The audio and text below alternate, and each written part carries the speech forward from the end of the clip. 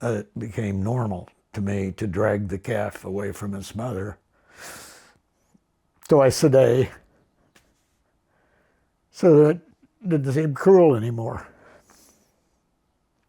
So I think that's what's happened across the board to humanity. We've become coarse and calloused and toughened and normalized cruelty. But what we need to discover is what it's done to us as human beings. My name is Jim Mason. I became a vegetarian in 1975, and I've been vegan and vegetarian ever since. I finally recognized the importance of animals at that time, and I became active in a movement about the same time. Was raised on a farm in rural Missouri. I had to do things that involved cruelty to animals as a farm boy. At the time, I was told it was necessary. And the more I learned about animals and farming, I realized that it was unnecessary. So then I began to write a couple of books about animal agriculture, which I call animal slavery. In fact, it is slavery. Is there anything else you want to say about your general background and contribution to animal rights? General background was a lawyer, raised on a farm, had a lot of curiosity about animal domestication. How did we come to enslave animals? Why and where and when did this occur? I was a lawyer in Connecticut, but childhood was spent on a family farm in rural Missouri in the 40s and 50s. So I had a lot of firsthand experience with animal agriculture.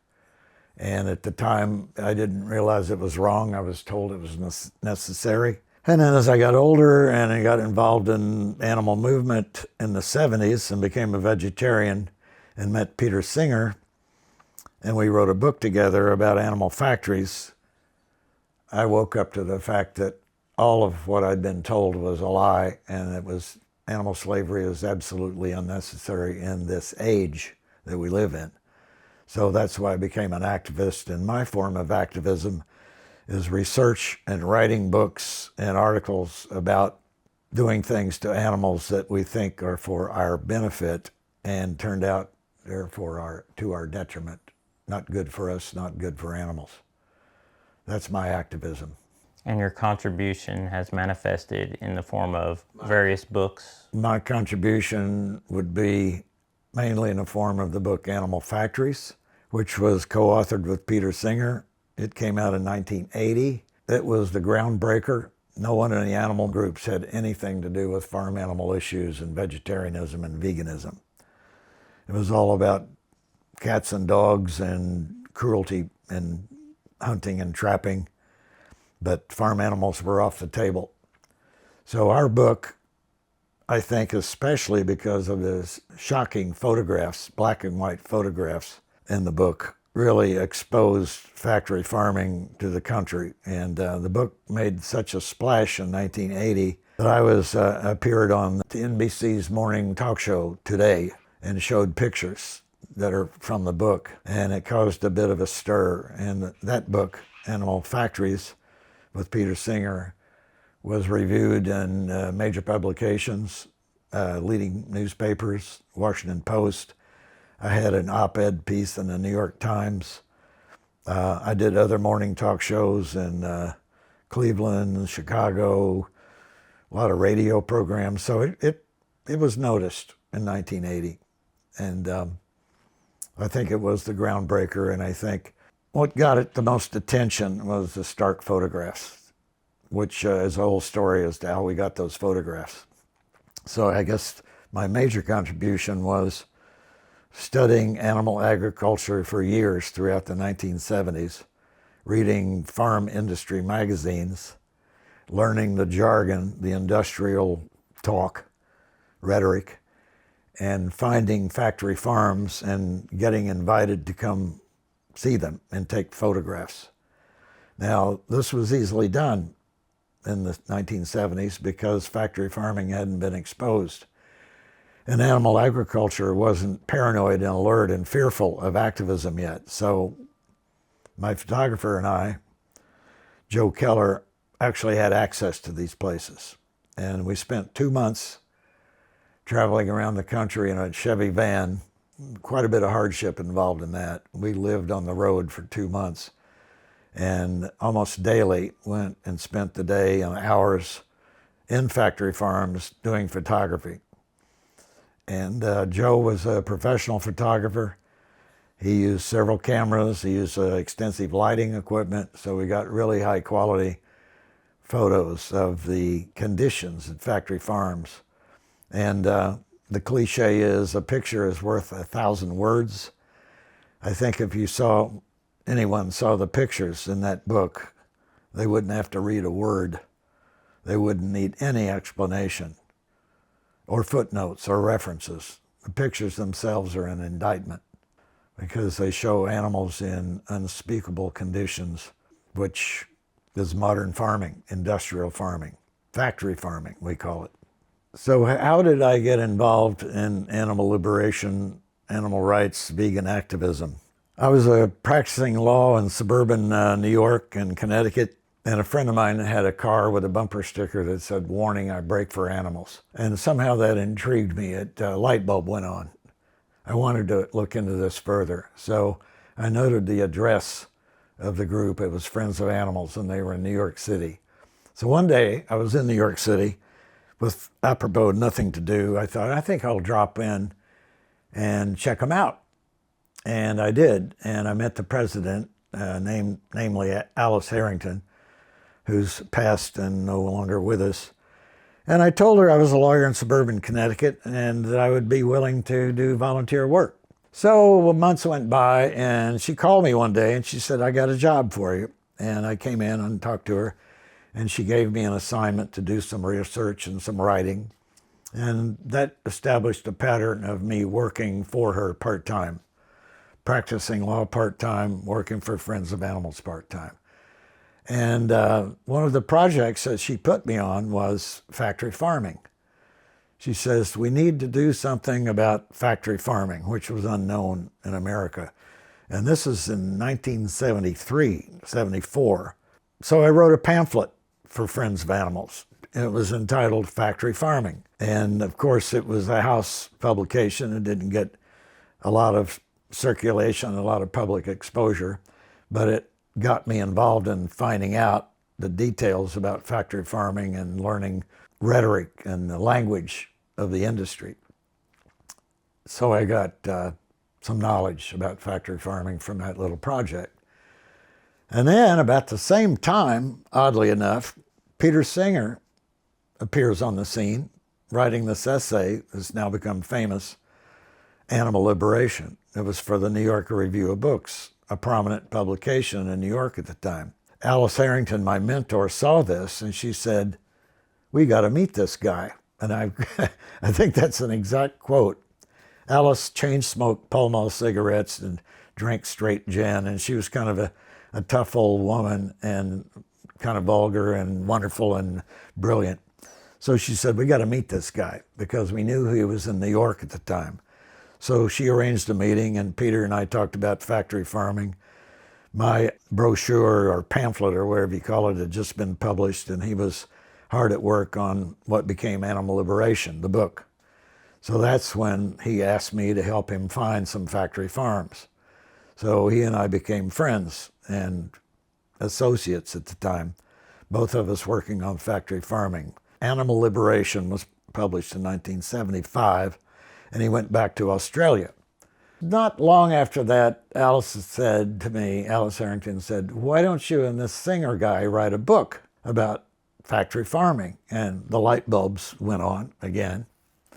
So I write a letter to Peter. We didn't have email in those days. We wrote letters on paper and they were mailed.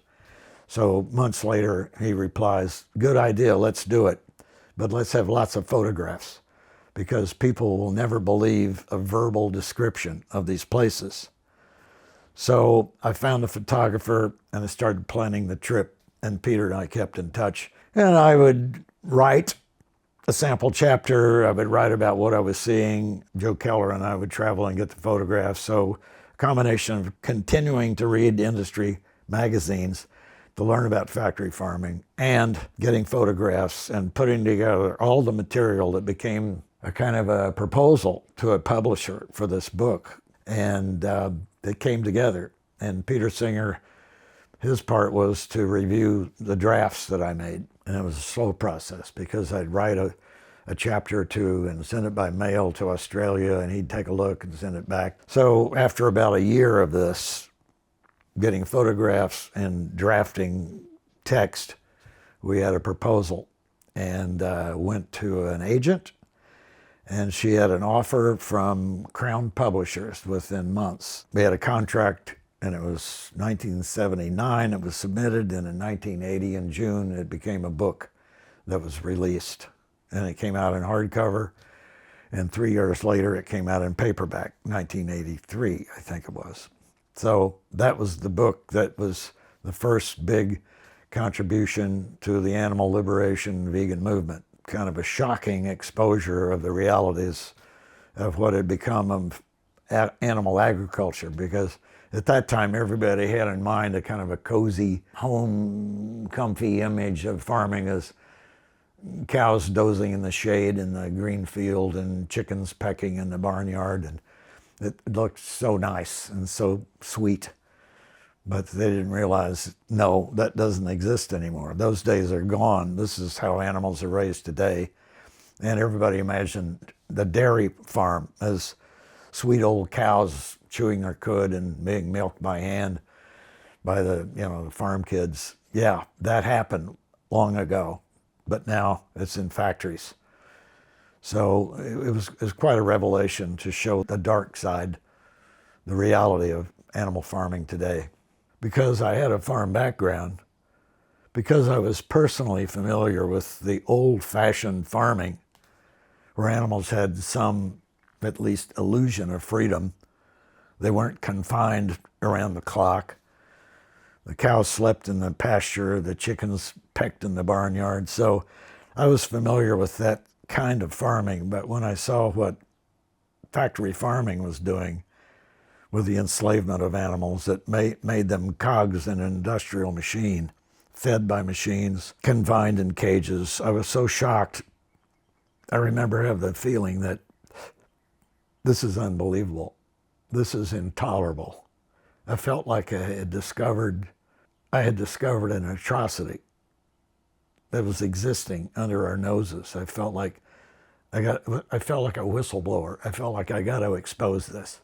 At that time, in the mid-70s, I had no experience with writing. I hadn't written for publication. And it really made me want to be a writer and to write about this. So that was the shock, the feeling of, oh my God, look at this horror that no one knows about. I felt compelled to expose it, and that motivated me to learn to write, and to write for Friends of Animals, and then to eventually write with Peter Singer what became the book Animal Factories. And I became a writer of sorts just because of being shocked and horrified by what I saw of animal agriculture. The investigative experience in writing about factory farming, well, it was shocking and it was painful because I was learning things that most people don't want to know. I was sort of looking under the hood of animal farming. I was pulling back the covers. I was looking at what is being hidden. And why it was being hidden is because it was horrible. And I had to look at it in depth. I had to go to factory farms in person. I had to suffer this noise in the places, the stink where you could hardly breathe because of the ammonia and the dust and the smell of animal waste. It was a sensory, shocking, almost traumatic experience to go into the factory farms. And I spent quite a few hours and days and weeks and months doing that with this photographer. And I remember sometimes at the end of a day of being inside a factory farm, spending hours getting the right photographs, the right lighting, the right angle. At the end of the day, we were so exhausted. We were exhausted from trauma, really, from the sound and the noise and the smell and just the shock of what we were seeing, that we had to go back and just lie down. That was the principal part of producing Animal Factory, was getting those photographs, and it was painful. I feel today that some of my farm boy experience that had toughened me, that had coarsened me to some of the cruelty, actually enabled me to do that without having a fit.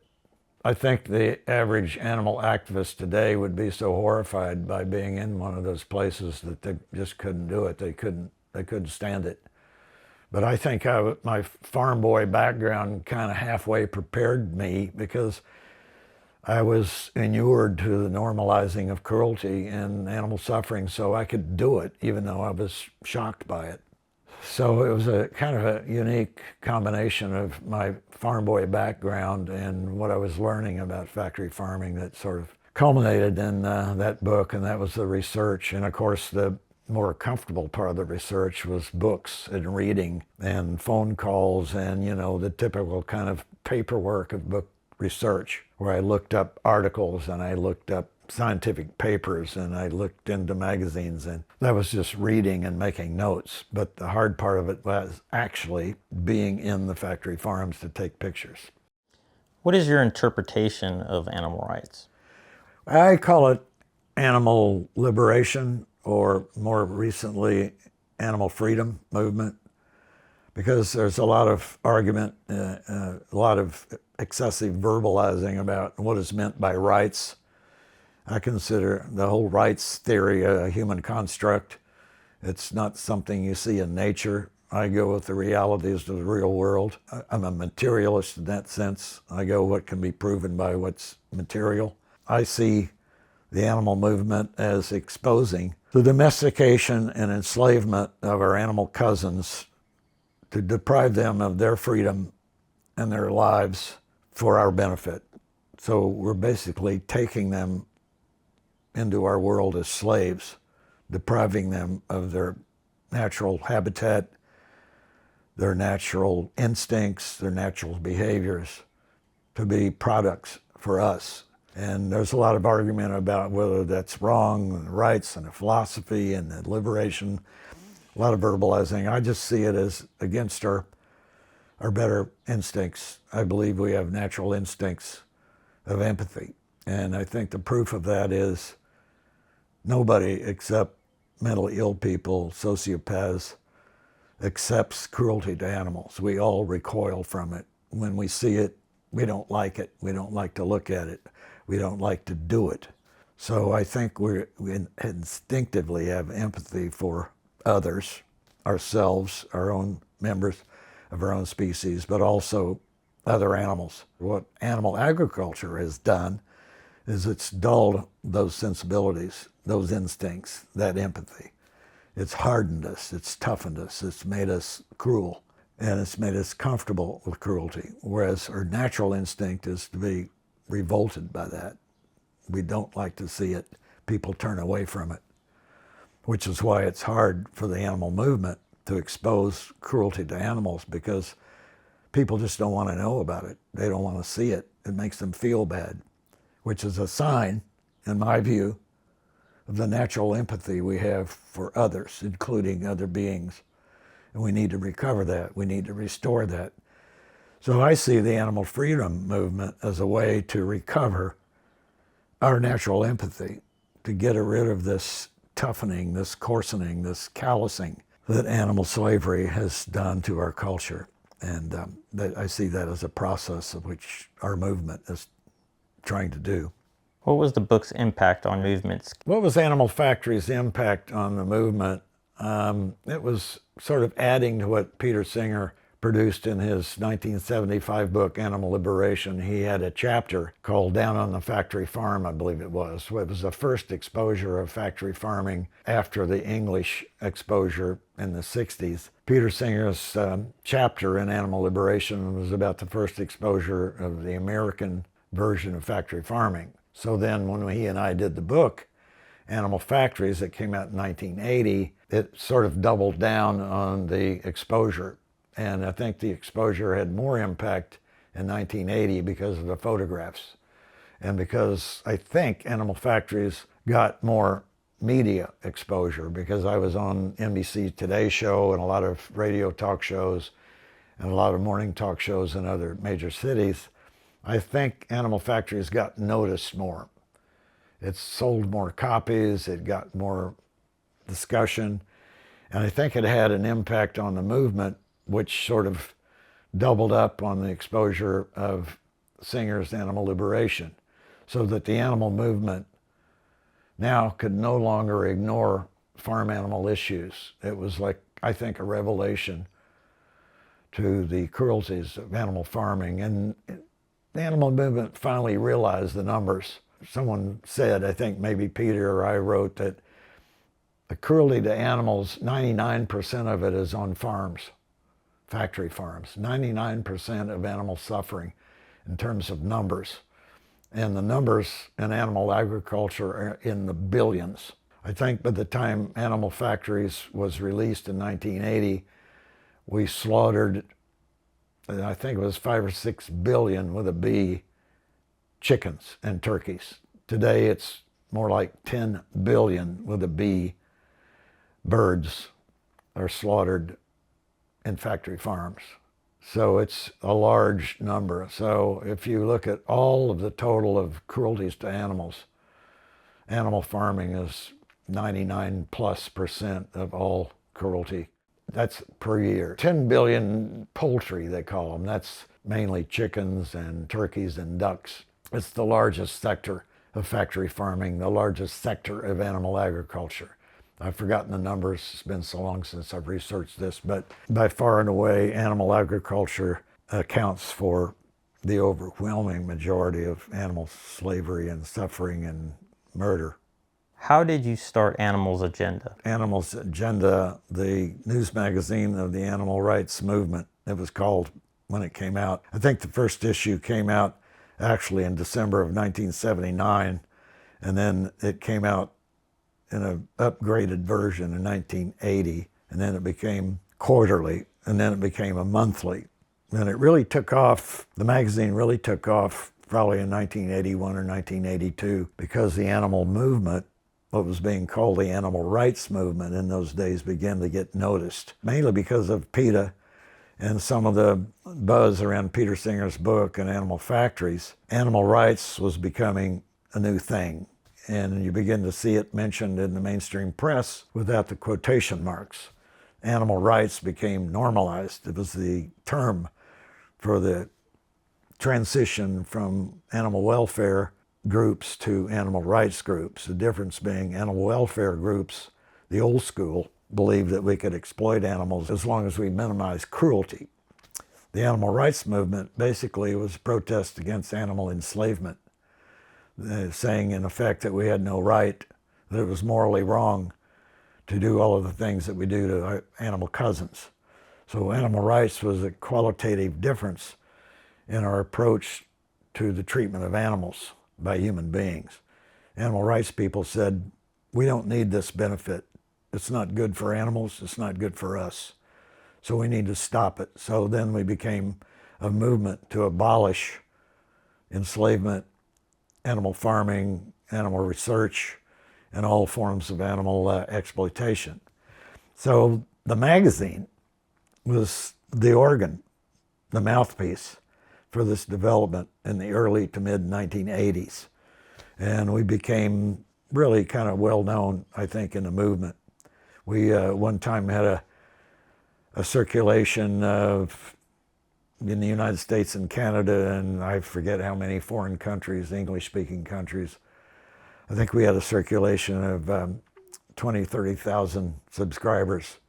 So we were widely read, and we covered all of the major developments in animal rights liberation movement at the time, exposure and the campaigns of PETA primarily. People for Ethical Treatment of Animals was exposing laboratories. Other animal groups were exposing cruelties in stockyards and slaughterhouses. And our magazine was able to cover most of these movement activities and generate stories about them and basically inform the movement about what we were doing to advance animal rights and animal liberation. So I think we were an essential mouthpiece for animals in the early to mid-'80s when animal rights was really when the movement was really exploding on the scene as a new thing, getting a lot of media exposure. What was its content and format? What was the structure? What was the format? Well, it was magazines sized, and at first it was just plain paper, black ink on white paper, stapled and folded. It was kind of like more like a newsletter in appearance. And then as we got more exposure and more support, grant money, subscribers, we could afford, we did a kind of a slick magazine, not super slick. We had a four-color cover. It looked like a magazine. We got on newsstands. We had several sections. We had feature articles that were sent in by contributors. Typically, animal activists would write about a campaign or something of interest to the movement, some exposure of some new cruelty. So we had those main features. We had editorials. We had letters from readers. We had quite a few departments that were typical magazine-type departments that offered a range of opinions about what was being done for animals. And we kind of had a wide-angle view of animal activities. We didn't just confine our coverage to activities in the United States. We covered what our English, British Isles activists were doing, to some extent other countries. So we tried to have kind of a widespread coverage of animal rights movement across national boundaries and languages, which gave us like a kind of a wide readership. So I think we were doing a good job of giving the movement, the budding movement, a place to go and express itself. Let activists participate in talking to each other. I remember thinking of it as a kind of a bulletin board, a classroom for the animal movement at the time. We accepted and published a lot of articles about diet, vegetarian, vegan. A lot of our writers were expressing interest in that part of activism and spreading that to the movement. Was there any prominent editors? Well, we had prominent contributors, names of activists in the movement. Ingrid Newkirk, founder of PETA, wrote quite a few articles for us. We had a lot of names that people wouldn't remember today because these are activists of 40 years ago. People like George Cave and Dana Stuckel, who had a group called Trans Species Unlimited, a group with which we closed down Macy's for a day for selling furs and basically closed the store for quite a few hours. Other groups that we covered, the rise in the organization of Gene Bauer and his partner at the time, Lori Newston's Farm Sanctuary, which became a prominent animal group. Gene Bauer is well known today. He contributed articles for us. He was a major contributor. We had a stable of activist writers like that who were regular contributors to Animals Agenda. It evolved that way. It became like a major, as I say, sounding board for animal activism and vegan activism. We felt like we were the sounding board for the movement, and I remember having the magazine had lots of arguments at the time, expressing of opinions about welfarism versus abolition and rights versus welfare, and Tom Reagan's philosophy versus Peter Singer's utilitarian views. So we had kind of a mix of all of the opinions and the principles that were emerging as the movement grew. These ideas still haven't completely matured, some of them. We still have some dispute in the movement over rights versus welfare versus liberation versus we're still arguing these things, and that's good. The healthy movement does that. What was the impact on our movement? What was the impact of Animal's Agenda, the magazine, on the movement? I feel like we were really a critical piece of work at the time. Most of the activism at the time was, I guess, what I would call hands-on activism. That is, infiltrating laboratories, infiltrating factory farms, as Alex Pacheco did for PETA when he infiltrated that laboratory in Silver Spring, Maryland. That was the stirring activism of the time, when we actually went in these places and took pictures and came out and reported on what we saw. Well, Agenda, our activism was amplifying those reports, showing the movement that this was being done. Because very often, when an animal activist did something like that, it didn't make it into the mainstream press. So we covered those things. We covered them thoroughly and carefully. So what we were doing with the magazine was showing the movement, all of our brothers and sisters, activists in animal rights and liberation and veganism. This is what's being done. You are not alone. You're not crazy. We have a lot of people out there that are devoting their lives to exposing animal slavery and its evils. So listen up, pay attention, join us. We're actually a movement. I think maybe if I had to come down to a single contribution, I think the magazine, Animal's Agenda, established the idea that this is an international movement. You're not just some crazy person out there in rural Oklahoma rescuing cats and dogs. You're a member of a worldwide effort, a political effort, a social campaign, a cultural campaign to expose the evils of enslavement of animals, to show that this is cruel and unnecessary, and that human beings, by nature, by instinct, are opposed to this. It offends our sensibilities. And yet we've been coarsened and calloused to accept it as, quote, necessary. We're telling you, the movement, the global movement is saying, hell no, it's not necessary, and we've got to stop it. So that's kind of what the magazine was doing at the time. In a few words as possible, it was established this is a large movement. You're not alone. You're part of a team of people that are doing this. So don't feel afraid, don't feel timid, don't feel that you're crazy. We're all in this making changes, making a movement out of this. Why did it shut down? Why did Animal's Agenda shut down? Well, that's kind of a painful subject for me, but now I'm amused by it because I'm over it. We had a power struggle within the staff. There was a time in the 80s when we had a full-time staff, 5 or 6 people. We were on the payroll. We had medical coverage. We had an office. And our magazine was thriving. The people who produced the money, the grant money, to keep the magazine afloat were sort of challenging. I was the editor and founder of the thing, kind of challenging my control of the content. So it came down to arguing over what's going to be on the cover, what's going to be the major article, struggling back and forth over those editorial choices.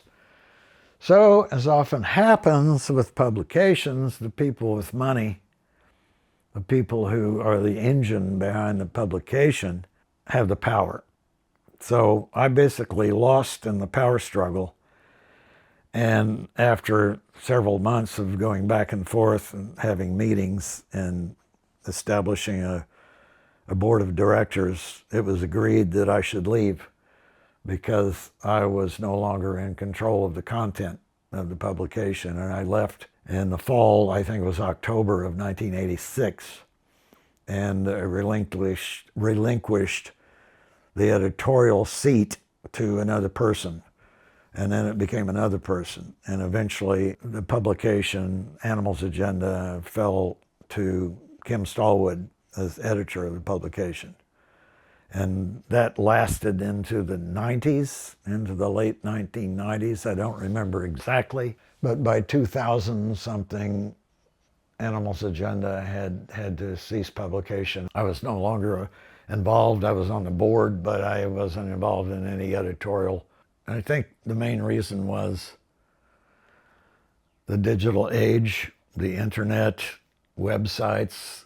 It became prohibitively expensive to print and mail a magazine, a printed magazine. We couldn't get advertising, which basically supports most magazines. We didn't have a large enough, diverse enough subscribership to get advertisers to spend money. So we relied on donations, and it just wasn't enough to keep it afloat as a printed publication.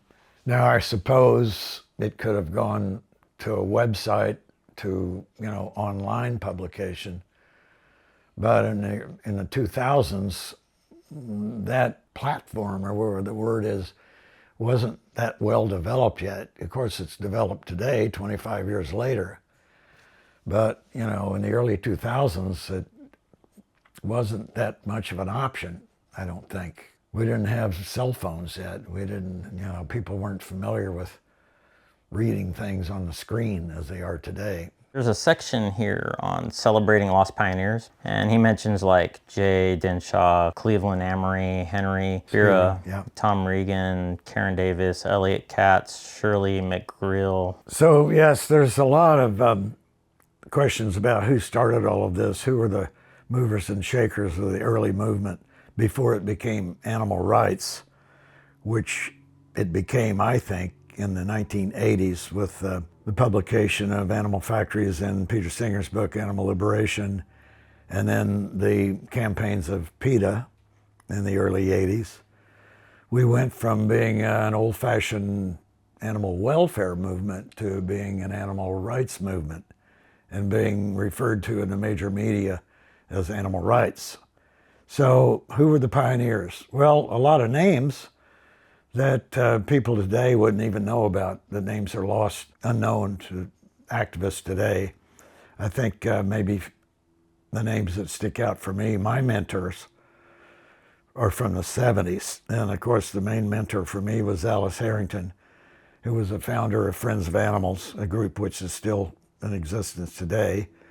Cleveland Amory was most well-known leader in that time in the 70s. His group was the Fund for Animals, which became merged with the Humane Society of the United States. There were some other names. Eleanor Sealing was a pioneer on the cruelties of vivisection, animals in laboratories. She did a lot to expose some of the horrors in that field, using animals in biomedical research. Helen Jones had a group called Society for Animal Rights. And then, of course, Dudley Gill wrote that book in the 70s, Vegetarianism, A Way of Life. Dudley's name isn't known too much today. And of course, in the 70s, I came to be acquainted with Jay Denshaw and his wife Freya Denshaw and their efforts with the American Vegan Society. Of course, the vegan lifestyle is very well known and very prominent in the animal movement today, but Jay and Freya really started a lot of the meetings and publications around the vegan choice, the vegan lifestyle. I met them with Alex Hershoft, who went on to found several groups. I think the first group was called Vegetarian Information Services, VIS. And then Alex morphed that organization into several others with different names until it became FARM, Farm Animal Rights Movement, FARM, which it is today. And I'm a member of the board of that group. But Alex and I go back, he was a mentor way back in the 1970s. And I remember distinctly when Animal Factories came out in 1980, I already knew Alex from the 70s, and he was very motivated, very instrumental in getting publicity for the book. Alex told me at the time, if you'll come to Washington, D.C. and stay with me for a week or two, I will get you on radio and television to promote this book. And that happened in the early 1980s. And it led to a lot of publicity and reviews and coverage. I think one of the prominent reviews was in the Washington Post by a columnist named Coleman McCarthy, which Alex Hershoft helped arrange. So he helped a lot get Animal Factories noticed. Alex said it was an influence on him because he realized that he should move his organization more from the vegetarian diet to farm animal issues, and it became a farm animal activism group as opposed to, a food choice effort. I think he was a major mover and shaker, as were the Denshaws and other names which people don't remember today. What is one of your favorite things to study and talk about in respect to all of this? What is one of my favorite fields of material in the whole universe of issues of animal exploitation, or as I call it, animal slavery? Some would say obsessed with the history of domestication, which is the anthropology term, the academic term for animal agriculture. They don't talk about, the academics and the students of this field don't talk about animal agriculture. They talk about domestication. Domestication was when human beings learned to take control of plant and animal life. We used to live in nature. We were foragers, hunter-gatherers, they call it. And people should know this is the longest period of human existence. We were foragers, hunter-gatherers for like 99% of our evolution as hominids, or human-like animals. Our common ancestor goes back to the apes 5 million some years ago. And then we became modern humans, Homo sapiens, some 200,000 or 300,000 years ago. So all of that time in our evolution, we lived pretty much naked in nature, dealing with the seasons, dealing with finding food, finding resources, living pretty much in the open with some shelter, but mostly living in proximity to other animals, other species. So I am a major researcher and thinker that animals influenced our evolution. And I've tried to explain this in my 1993 book, An Unnatural Order, that living among other animals influenced the evolution of the mind. Think of yourself as a primitive hominid hundreds of thousands of years ago, living on the plains of Africa. Before we migrated and covered the planet, we were living out there foraging for plant life before we were farmers. What was the main activity around us when we lived outdoors like that?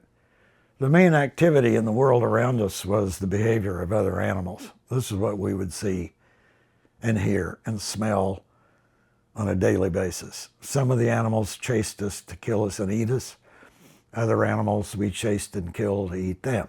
The point is, our whole world consisted of the natural world, which was animated by the behavior of other animals. We saw them doing animal things. Those animal things were things that were familiar to us. Things like eating, chewing, swallowing, pooping, peeing, having sex, dying, suffering. We saw all of the things happening to animals that happened to us. So we felt, in our primitive mind, we felt they're part of us, we're part of them, we're like them. And this was really puzzling to the immature human mind. We were thinking, but not as completely and complexly as we do today. But here's the mind, the budding human mind, seeing all this animal activity and thinking in a crude, simple way, these are other people.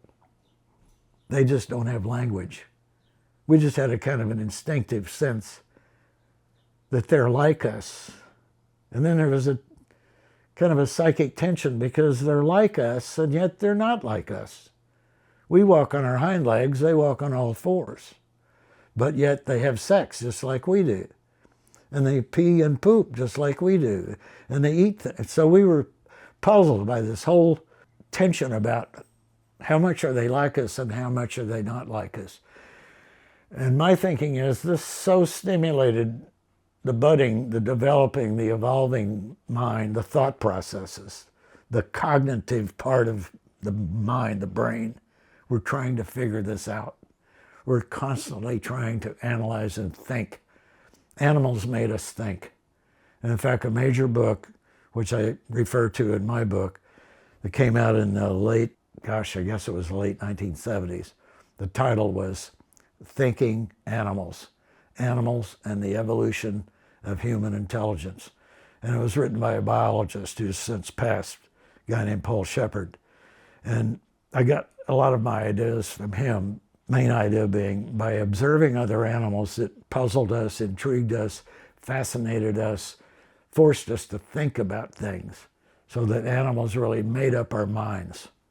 Our minds were made up of the activities of other animals. They're embedded in our minds. Our minds are wired with animals. We can't escape that. It's part of our brain now in a very biochemical sense. So when I discovered that part of this whole animal domestication material, it occurred to me, okay, if animals are so important to the making of the human mind, what does it do to us when we begin to enslave them?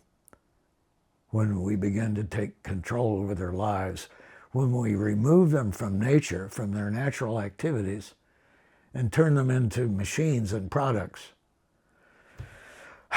So that's why I wrote a book, because I think this is really a kind of this change from living in nature, animals making our minds work and function, to enslaving them and turning them into cogs and tools for us.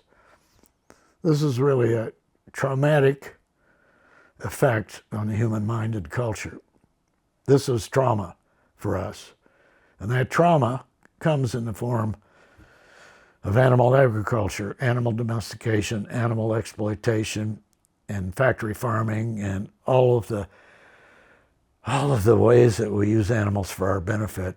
And I think it's obviously it harms other animals. That's what the movement is all about, to show how cruel this is, what we're doing to benefit ourselves.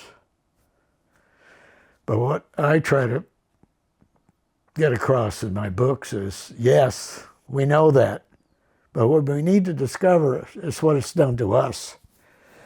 As human beings, we've lost our empathy for animals. We've become coarse and calloused and toughened and normalized cruelty so that we can have these alleged benefits. So that's kind of my specialty. I'm trying to show the dark side, the evil side of animal domestication, or we call it animal agriculture, animal farming, what it's become, factory farming, laboratory experiments, all of that, taking animals' freedom, taking over animals' lives to benefit us. It's not good for us. It's created a culture of cruelty. I think perhaps that you are emotional right now, maybe because you see something that others are not seeing. Yeah. I get emotional about it, and you'll see more of that emotion if you read my latest book, the newest book called Madness, The Deep Driver of Climate Change, Lessons from My Family Farm. And that book is about the trauma that I suffered as a child from the cruelties that I had to do to animals as a farm kid. The trauma which awakened me so that I began to write about this stuff, and I discovered animal agriculture, and I discovered how animals are so important to the human mind, to the human thinking and culture, that I had to write about it. So yeah, my book Madness is an account of my personal experience with cruelty on the farm and how it traumatized me, how it made me suffer a little bit at a time as a kid. And as I began to absorb the farm mentality, the farm culture, the farm values, I got toughened. I became calloused. It became normal to me to drag the calf away from its mother twice a day so that it didn't seem cruel anymore. So I think that's what's happened across the board to humanity, that we've become so inured, so accepting of the alleged benefits of animal slavery that we no longer, we're toughened to the cruelty and the trauma of it. We've separated it. We don't have to experience it. So that book, Madness, is about how the process in me as a kid being traumatized at 4 years of age to the slaughter of pigs, which horrified me at the time. And then 15, 20 years later, I'm eating bacon and pork without a thought. When did you go vegan? What year was that? The vegan, not vegetarian. When did I go vegan? Yeah. I was slow to become vegan, I have to confess. I was vegetarian for decades and vegan only sporadically, a little at a time, depending on where I lived. Most of my time I lived in rural America, in small town rural America, like where I live now, a one blinker light town. My local supermarket doesn't even carry tofu. I have to make a 25-mile round trip to buy tofu at Walmart. So vegan products aren't that available here. So there are times when I would have a lapse from a pure vegan diet, absolutely pure, no animal products of any kind, no derivatives. I would have to, just out of convenience and a kind of a social necessity, accept a vegetarian dish, as when my stepdaughter made a birthday cake for me. Mm-hmm. And I knew it wasn't vegan. Mm-hmm. And this is all prior to what year about? Well, we're talking off and on from, I'd say I was vegan largely in the late 70s when I was writing Animal Factories, well into the 80s. And then in the 90s, I moved back to rural Missouri and lived with my parents and my family. And, you know, my mother would make potato salad, which wasn't vegan. So even though I was a pretty good vegetarian, there were times when I didn't have a perfectly vegan diet in that social situation. So I couldn't claim to be a pure vegan then. I can't justify it. I don't justify it, rationalize it today. It's just where I was at the time. I felt like, well, I'm doing a lot for animals by exposing this stuff. So does it make a great deal of difference that I'm having my mother's potato salad? How much am I harming farm animals by doing that when I'm, you know, going undercover into factory farms and stockyards and slaughter plants and taking photographs? So I didn't feel like I was justified in a departure from a pure vegan diet. I just felt like it's what I had to do for family. And having my daughter's non-vegan birthday cake, I didn't feel like it was a great crime against animals. Mm-hmm. What about today? Would you feel that way today? No. No. Nope. I make do. Living in rural America, it's a challenge because I'm not living among vegans. When you say no, today you wouldn't, you would behave differently? I make vegan choices. Yeah, consistently. I choose vegan. I don't wear leather. I don't buy wool. I make vegan choices. And I make vegan choices wherever I can. Couldn't that be an opportunity to assertively yet compassionately still, you know, express your preference and maybe even explain your preference and demonstrate obstinance and be consistent there? Isn't there an opportunity there for that? Yes, and I do that. And my roommate here, makes a lot of vegan food now. In fact, just weeks ago, we had to produce food for there's social life here, where everybody brings stuff. It's kind of a covered dish thing. So we made vegan egg salad, tofu salad. Nice. And nobody noticed. Yeah, exactly. You know? Yeah. And we made, we got a cookbook, The Vegan Butcher. Oh, The Vegan Butcher. Yeah, it's out there. And where you make all these fake meats and things out of seitan. We've done that. So wherever we can, we put that forth. And, you know, and of course, you know, we get catcalling and ridiculing and noise because, you know, meat eaters are reluctant to take this stuff. They got to make a noise about it. And we find that we slip it to them and they don't even realize they're eating vegan. Yeah. So, yeah, so we do that. I've done it with the relatives, like the daughter who makes the birthday cake. She knows that that was 15 years ago. She knows that that isn't going to work anymore. So, you know, I've made my point. And I continue to push my vegan choices in the presence of others who are not vegan, who aren't even vegetarian. And of course, there's always some kind of flack because, you know, it makes them uncomfortable. But that's the point, isn't it? Yeah. To make them uncomfortable. So they ask a lot of questions. Well, why are you doing this? And I say, well, I could explain it to you in 25 words or less, or you could read one of my books. If you're really seriously curious, instead of just a casual, flippant remark, oh, by the way, why do you do this? Read the frickin' book, you know. It's all there. It's laid out. There's references. There's a lot of material here. If you're genuinely curious, you can explore this. But very often, they're not that motivated. They just want a snide response, you know. They want a remark and then move on. So, for clarity, if somebody offered you something that wasn't vegan right now, how would you respond? I wouldn't choose to have it, you know. You would or wouldn't? I would not. If I knew it was not vegan, you would choose not to have it? I would choose not to have it. I would choose not to take it. Okay. So I'm at the point where I choose vegan, where I knowingly know the source and the ingredients and what's in it, and I look at ingredients and things.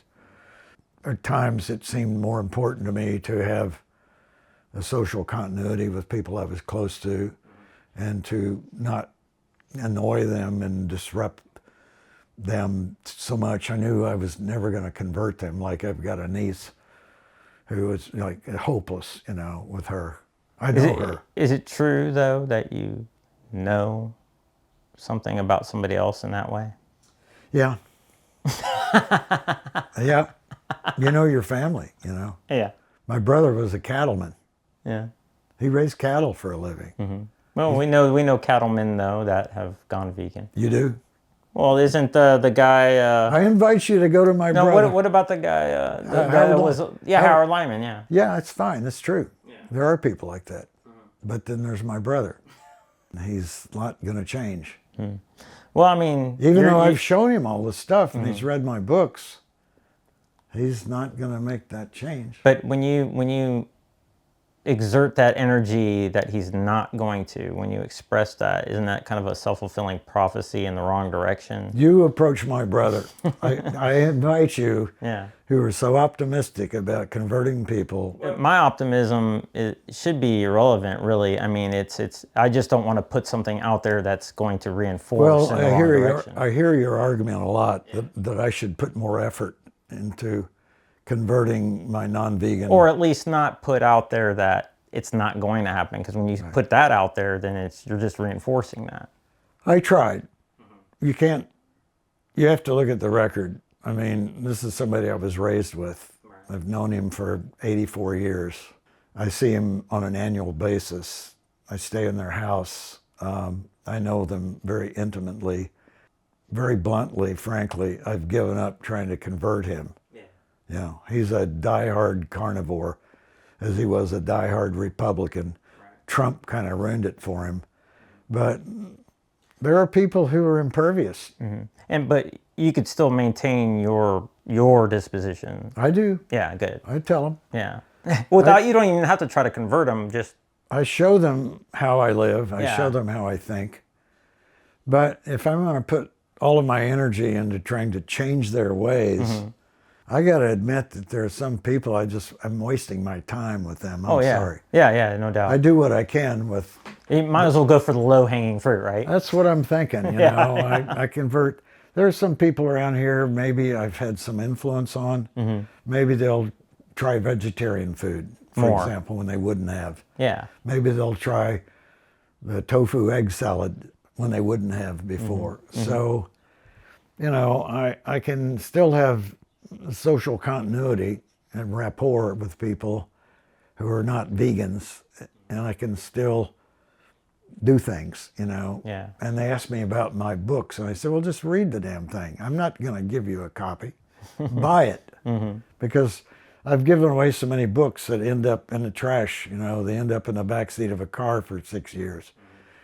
Or they end up, you know, not read, not seen. So I don't do that anymore. I say, I show them, here, Amazon, bookstore, try it. It's got references. You'll learn something. But most people just, let's face it, they have a very shallow, casual interest in what's like a major change for them. Yeah. They see what's coming here and they don't like it. They see, that's what I get from mediators a lot is even dear friends. They'll say, well, I just can't imagine giving up my hamburgers. Yeah. And I've interviewed people who, one of the questions I like to ask people is, why didn't you do this sooner? And a lot of people were that way before the light bulb went off, you know what I mean? So it's really important that I feel like it's really important that at least I consistently live this way in every situation. And That's good. you know, and in that way I'm radiating that everywhere I go. I'm not making presumptions about what somebody may or may not do, and ultimately that's up to them. All I can do is the best I can. I will try to do that more and more. I will try to depart from my casual social necessity thing, not offend anybody, not make anybody uncomfortable. I got to move on from that to being more out there with my vegan. It is who I am. I am a vegan who makes vegan choices. Everybody can do this. And even though I'm in a backward rural area, like I say, it's a one blinker light town, the supermarket doesn't, when I asked the produce manager about tofu, he actually laughed out loud. Don't they have other legumes? Yep. Other legumes like, you know, lentils, black We have beans? all that. Okay, Yeah, not a problem. Okay, so there's enough options at least. Well, I go to Columbia, the college town. I'm an hour and a half away where we have a, quote, health food store, which sells bulk organic rice and beans, of which I have on in stock. Yeah. And, you know, and I can buy seitan there. I can buy tofu. I can buy all vegan materials. Yeah. But it's an hour and a half each way, and I don't go there daily. I don't go there weekly. So it's a lot more inconvenient. You could order stuff online now too in bulk. I do that too. Yeah. I do that too. So I don't want that to be my sole activity, to displace me from the more important work, which is research and exposure of things a movement needs to know about. For example, a movement is learning a lot about vegan choices and vegan materials. And it's like, I don't think I can add a lot more to that area of information. What the movement needs to know more about is what I'm writing about now, which is the importance of animals in the formation of human mind and culture. So that when you understand that, you can understand how devastating animal slavery has been to the human world. And this That needs to be known. Yeah. When it comes to understanding this is important because we've been so separated from the victim. Kind of like killing of another human with your bare hands versus using a weapon versus using a bomb. You know, like there's no way we could kill that many people with our bare hands, but it's effortless when we drop a bomb. Yes. And So it's a perfect analogy because we're dropping a bomb on animals every day, 200 million a day, and not even thinking about it. And it's become normalized. And Yes. and this normalization is effortless because people are just, through our culture, they have an infantile habituation towards this that's developed over time, tradition, but out of necessity, right? Historically. Yeah. And Arguably, yes. yeah, out of Allegedly. necessity. Yeah. And so it's important to not necessarily blame the past in a way that's going to create a visceral response from the listener. It's such that they put a wall up, but, acknowledge it, maybe move on, and now let's keep evolving, right? Can you maybe speak on that? Like how you're educating people to illuminate what's actually happening, but also maybe are you doing anything to not necessarily blame the past just by educating and helping people understand how we got in this situation and why there's this transition into through efficiency and being desensitized and removed from the victim. Now there's more than ever a need to be awareness. That's what factory farming does. It removes the meat eater physically, visually, removes the meat eater from the cruel, obnoxious killing and torture of the animal. They're two separate things. When they look at that meat counter in the supermarket, they don't see cruelty and suffering. They see a steak. And what we're trying to do is show them that comes from someplace. What I like to do, my postings on Blue Sky from time to time, is somebody will show a picture raving about barbecuing a prime rib or something. And what I do is reply that, well, that's the muscle of a bovine, of a steer. In fact, it's the back muscle. It's the muscle that holds their head up when they're walking around, to really show that meat is actually part of an animal that has a function for that animal. I love that. And you said something one time that I really appreciated. The animals, when they experience joy, because of your materialistic approach, when they experience joy, love, pain, and all, the same chemical reactions in the brain are going on that happen in you. The same neurotransmitters, and we have names: dopamine, oxytocin. Yeah. There's 5 or 6 of these are neurotransmitters. Yeah, serotonin. These are the chemicals that create the feelings we know as emotions. And when an animal feels fear, just like we do, it's the same thing is happening, at least in the mammalian brain. And fear being the oldest emotion, and evolutionary speaking, fear probably goes back to even like so-called, I hate the term, lower forms of life. That means less complex forms of life, like worms and insects and jellyfish and creatures. So we see what I like the word evolutionary continuity.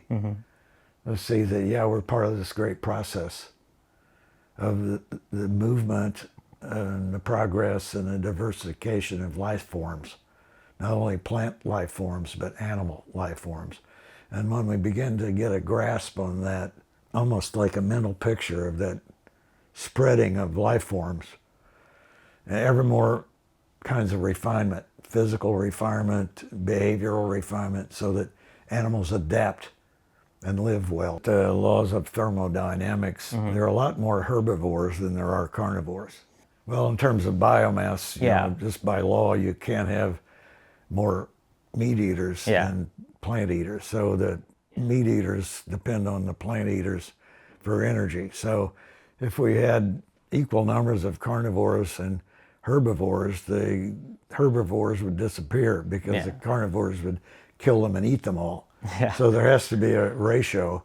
Like numbers of carnivores can't be equal to the number of herbivores. So if you look at all the species on the planet, most of them are plant eaters. I think what some people get confused is there's more species of carnivores, potentially at least, but there's more population of herbivores. Maybe so. Yeah. I don't know. I've refined it to that, but I just know that by the laws of matter and energy, Well, there has to be more plants as producers, plants produce the energy. and then there's primary consumers, which are Yep. herbivores. Yep. Yeah. So then an animal, a meat-eating animal like a leopard, say, is basically consuming all of the energy of the herbivore that ate all the plants. Well, I read a lot of paleoanthropology. I may have told you I looked into our earliest distant human-animal ancestors when we had a common ancestor with the other apes. We lived and ate pretty much like the other apes, which is pretty much like the gorillas and the chimpanzees. We were basically herbivores. And as we moved out of the thickets of the jungle and began to live in the open range area, the ecosystem was different. We weren't living where food grew on trees anymore. We didn't have access to bananas and fruits and nuts and berries that grow in the jungle. We're out in what they call a savanna, which is kind of like a grassland, open range with a few trees. So the diet had to change, and I think we probably discovered eating meat by watching scavenger animals, hyenas, cats, wolves, other kinds of canids that ate off the kills of other animals. And probably the primitive human hominids, they call them, saw that and thought that's maybe a food source for us, and it will enable us to travel farther out of our familiar ecosystem. You can't eat plants anywhere in the world. You have to know the plants in your area because some are toxic, but you can eat flesh just about anywhere. So humans were able to cover the planet and live in uninhabitable ecosystems, desert ecosystems, polar ecosystems, where the only food is animals. There's not a lot of plant life to live on in those regions. So yeah, humans adapted to cover the planet by, first of all, scavenging dead animals and then learning to kill and butcher other animals and enable them to live just about anywhere in the world. Yeah. Now, there's a difference between living for optimum health span and lifespan, Right. and living through, these adverse conditions, right? Right. So, if we look through history, we can see that the longest living carnivore type person might be, according to Chris, was Viva Longevity. The only evidence we have of anybody really doing that way of living lived to about 82. And so now we are living in a time where we have the potential to do better. And if you actually look at us, we secrete amylase to break down complex carbohydrates. We don't secrete uricase to break down uric acid from purines, which are heavily prominent in flesh. A true carnivore actually has uricase, and they have an exogenous need for taurine. We don't. So we're nothing like a carnivore at all. Even the Inuits, they've been naturally selected to metabolically be capable of enduring those conditions. They don't live as long as some of the vegans I know. Ultimately, though, all of this stuff that's happened in the past, while it may be understandable, being an omnivore is just a way of describing a behavior. It isn't set in stone. It's not like that deterministic thing, right? We can live now how we want to see the future unfold. We can continue to evolve, right? Exactly, because we're resilient Yes. and adaptive. Yeah. We are supposedly the smartest, the most intelligent of all the life forms. That's how we promote ourselves. That's how we promote our superiority. We're smarter than everything else. So let's use that to stop the cruelty and the torture. If we're so resilient and so intelligent, see, I don't want to get bogged down into arguments on what is the natural human diet, whether we herbivore or carnivore, all that. That's fine, that's a nice sport to argue that stuff. But what I'm trying to get across is the emotional and cultural harm to humanity from normalizing, institutionalizing killing. These are our animal cousins of whom we need to feel friendship, kinship, rapport, evolutionary continuity. we would be happier in the world as an animal if we could relate to our cousins in a more friendly, less violent, less cruel way. We'd have a better culture. We'd have a better worldview. What is a worldview? A worldview is a way of seeing life in the world, our own life, with respect to all the other life. What we have evolved is a worldview of cruelty and oppression. We think we're so superior that we can kill and eat everything else for our own benefit. I believe that that view is harmful to us. I believe that that makes a human species that is violent, oppressive, exploitative. That's why the title of my book is The Deep Driver of the Climate Crisis. By taking power over our animal cousins and feeling superior to them, we feel like we own the earth and we can do anything because we're God's special creature. God gave us a license to do anything we want. So I think that's a bad attitude. That's a bad philosophy. It's bad for humanity. It's bad for the planet. In fact, as I say, the deep driver of the climate crisis, our attitude of superiority, of supremacy is in fact killing the planet through climate change. Because we're so exploitative, we're dominating all the living space, all the tillable land, the oceans full of plastic. We're changing the temperature of the planet. That's because of human excess. That's because of human population explosion multiplied by human consumption explosion. If you multiply the numbers of people by the numbers of things that they require taking from the planet, it's not sustainable. Well, I mean, it's sustainable under the right circumstances, I think, don't you? I mean, right now it's not sustainable because we have to artificially inseminate 20-fold more terrestrial animals into existence to eat them than there are humans. If we didn't do that, then we easily have room for that many more humans.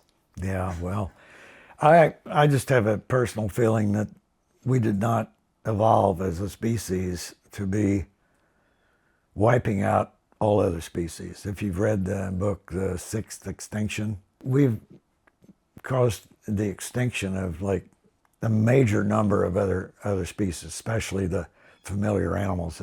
We're wiping them out. That's mostly through animal agriculture, though. Yeah, pretty much we're taking their habitat. Mm-hmm. You know, like look at North America, which used to be this beautiful ecosystem of forests from coast to coast, mm-hmm. the Great Plains, which is one of the most diverse ecosystems on the planet, the Great Prairie, the tall grass prairie. And then in the 1800s, they plowed it up. And then you look around today, right where we are in northern Missouri, all of this used to be prairie, native prairie, diverse species of grasses, forbs, animals, burrowing animals, birds. Mm-hmm. It was like hundreds and hundreds of species of plants and animals. Now it's a monoculture of corn and soybeans. Which is predominantly for animal consumption. We've plowed under a natural ecosystem in order to fatten cows, chickens and pigs so we can eat them. Yeah. This is not good for the planet. Mm-hmm.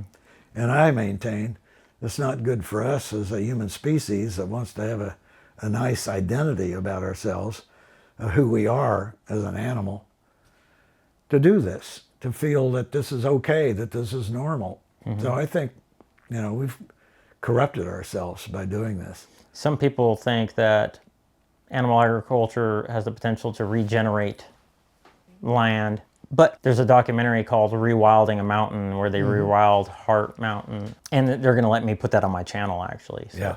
I'm really excited about sharing that with people because these are not vegan people. They discovered that the animal agriculture, that the grazing of cows was indeed destroying the soil and the diversity of plants and everything, to the point that wildlife that depended on that diversity couldn't thrive there. And the only way they could rewild that area was by removing the animal agriculture. This was bone dry back in the day. I can hear it running. Yeah, that's also something that you couldn't hear last time you were here. To see this in 20 years. And really what is a desert situation is just astounding to me to see how this is recovered. You know, there were fences everywhere when I was here. Cattle guards, you were driving over cattle guards constantly. They're gone. It's just one big sweep of landscape now. That's really neat to see that. These aspen stands just knock my socks off. Seeing the waving grasses in the wind and the meadows that are covered with deep grasses, that's just a tremendous feeling to see that. When I came here, I didn't see this as a wounded landscape. I had to see it in this form to realize what a nasty wound that really was. There are millions of acres in the American West currently managed the way Heart Mountain was before cattle removal. To reach the ecological milestones observed on this refuge through active management without removing cattle would likely not be possible. But at Heart Mountain, we have a blueprint and decades of tests showing that passive restoration works, that given the opportunity, nature can and will rewild a landscape. In the face of a changing climate and a global extinction crisis, Heart Mountain may once again teach us lessons deeply needed, if we're willing to listen. And it really showcases how powerful rewilding, what it can do. And like in Ethos Farm, Dr. Ron Weiss out in Long Valley, New Jersey, he regenerated 360 or 40 or whatever acres out there. Yeah. And just, you know, I like that. no animal inputs. He only uses 2 acres to have a farmer's market, like for the whole community there. Yeah. And he only needs 2 out of this 2 acres, less than 2 acres out of the 340.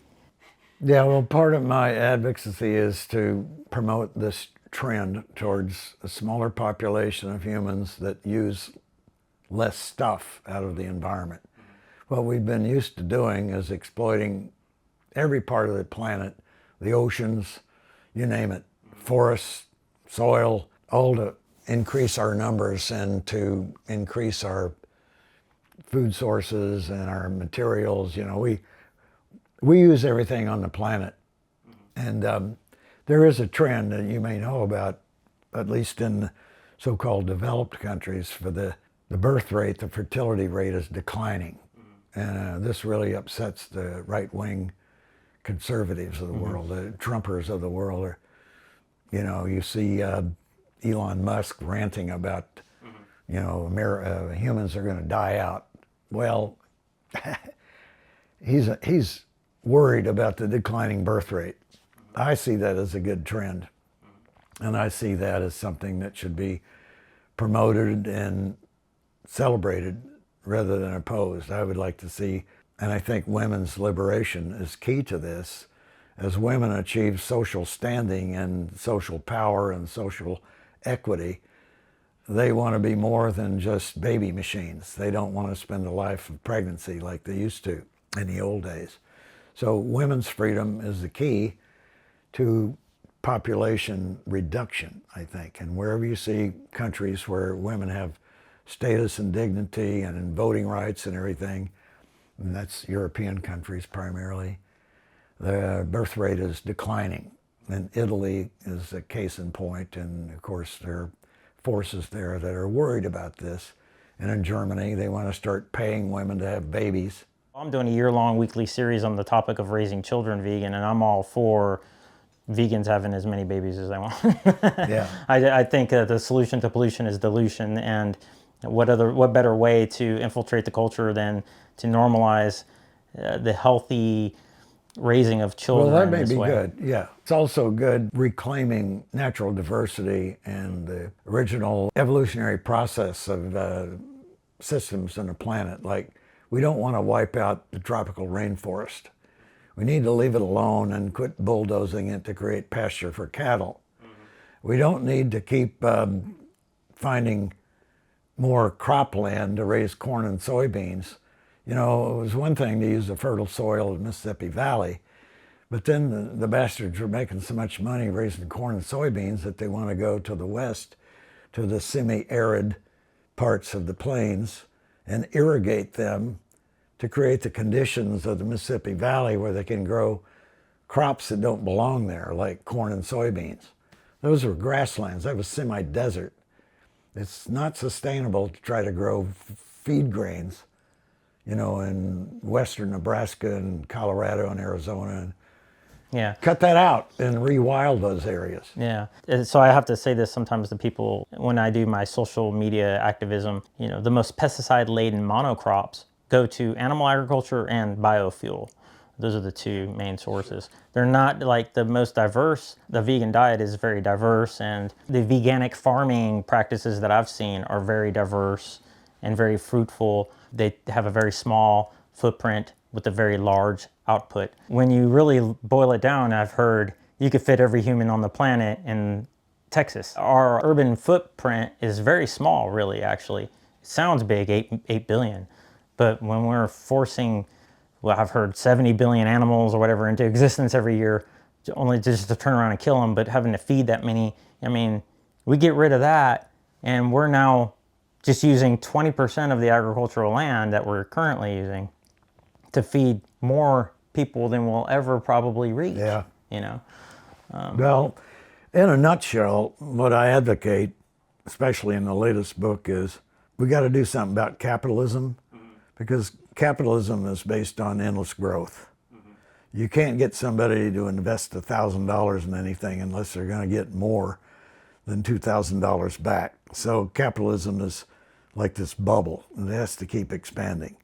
Well, I don't think that's sustainable. This is a matter of laws of physics. Yeah. I don't necessarily have the best alternative to capitalism. I'm not saying I'm a communist or a socialist, but somehow we got to do something about a system that exploits the planet for profit, for human benefit, that's based on growth.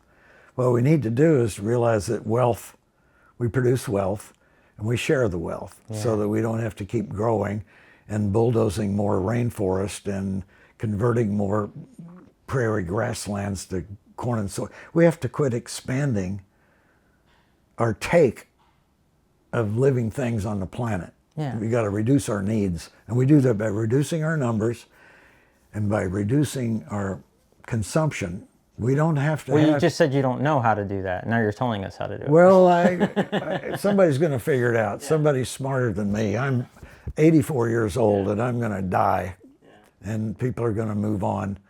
And maybe somebody is going to get the picture that, wait, this isn't sustainable. We got to do something about this. Somebody who has more expertise than me.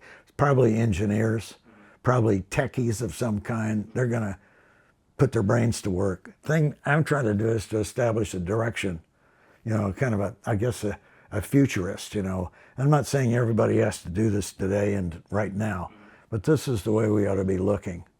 We ought to be looking to live more in harmony with the other life on the planet, more of a sense of kinship, more of a sense of belonging as a member of the animal family, more continuity, evolutionary, seeing ourselves as belonging here.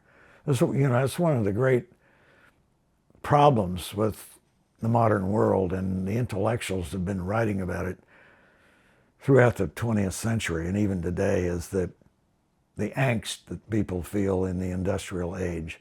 A number of intellectuals have written, the Frankfurt School, they all wrote about this.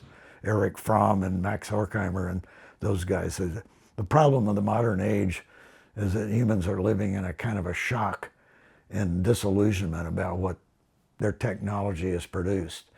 They have all these comforts and benefits, and yet they're kind of appalled by it in a way.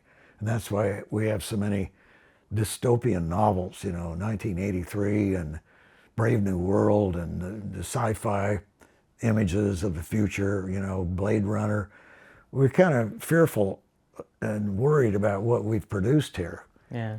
You Well, know? we live so far beyond our means. Like, we don't really need all, like, you can walk into a Walmart or a grocery store, and the only thing I'm walking in there to get are things that don't require processing or Yep. packaging. Yep. But everything else in there, 90+% of what's in there is processed and packaged. Or it's garbage, ultimately, in the grand scheme of things. If people spent more time in nature and with each other, building community and interacting and hanging out and just enjoying life, we wouldn't have to work as much to buy these unnecessary things. Sure. Yeah. And so again, it goes back to, like you said, capitalism When the whole premise of our culture or society is based on something that's like, you gotta work, you gotta make money, you gotta prove your worth through these artificial things to go buy these artificial things that are completely unnecessary, then yeah, now we've got these shallow people trying to find themselves, with an existential crisis. Yeah, that's what we've got. That's the word that the intellectual existential crisis. Even Sigmund Freud, who's a pretty famous name, he wrote about it, I mentioned it in my book, Madness. He wrote about how, this is in 1920, he wrote that we have created powers of destruction. I think he wrote this after World War I, which was a devastating event to the world when we saw the powers of warfare, the mass killing of that horrible war. It shocked the world.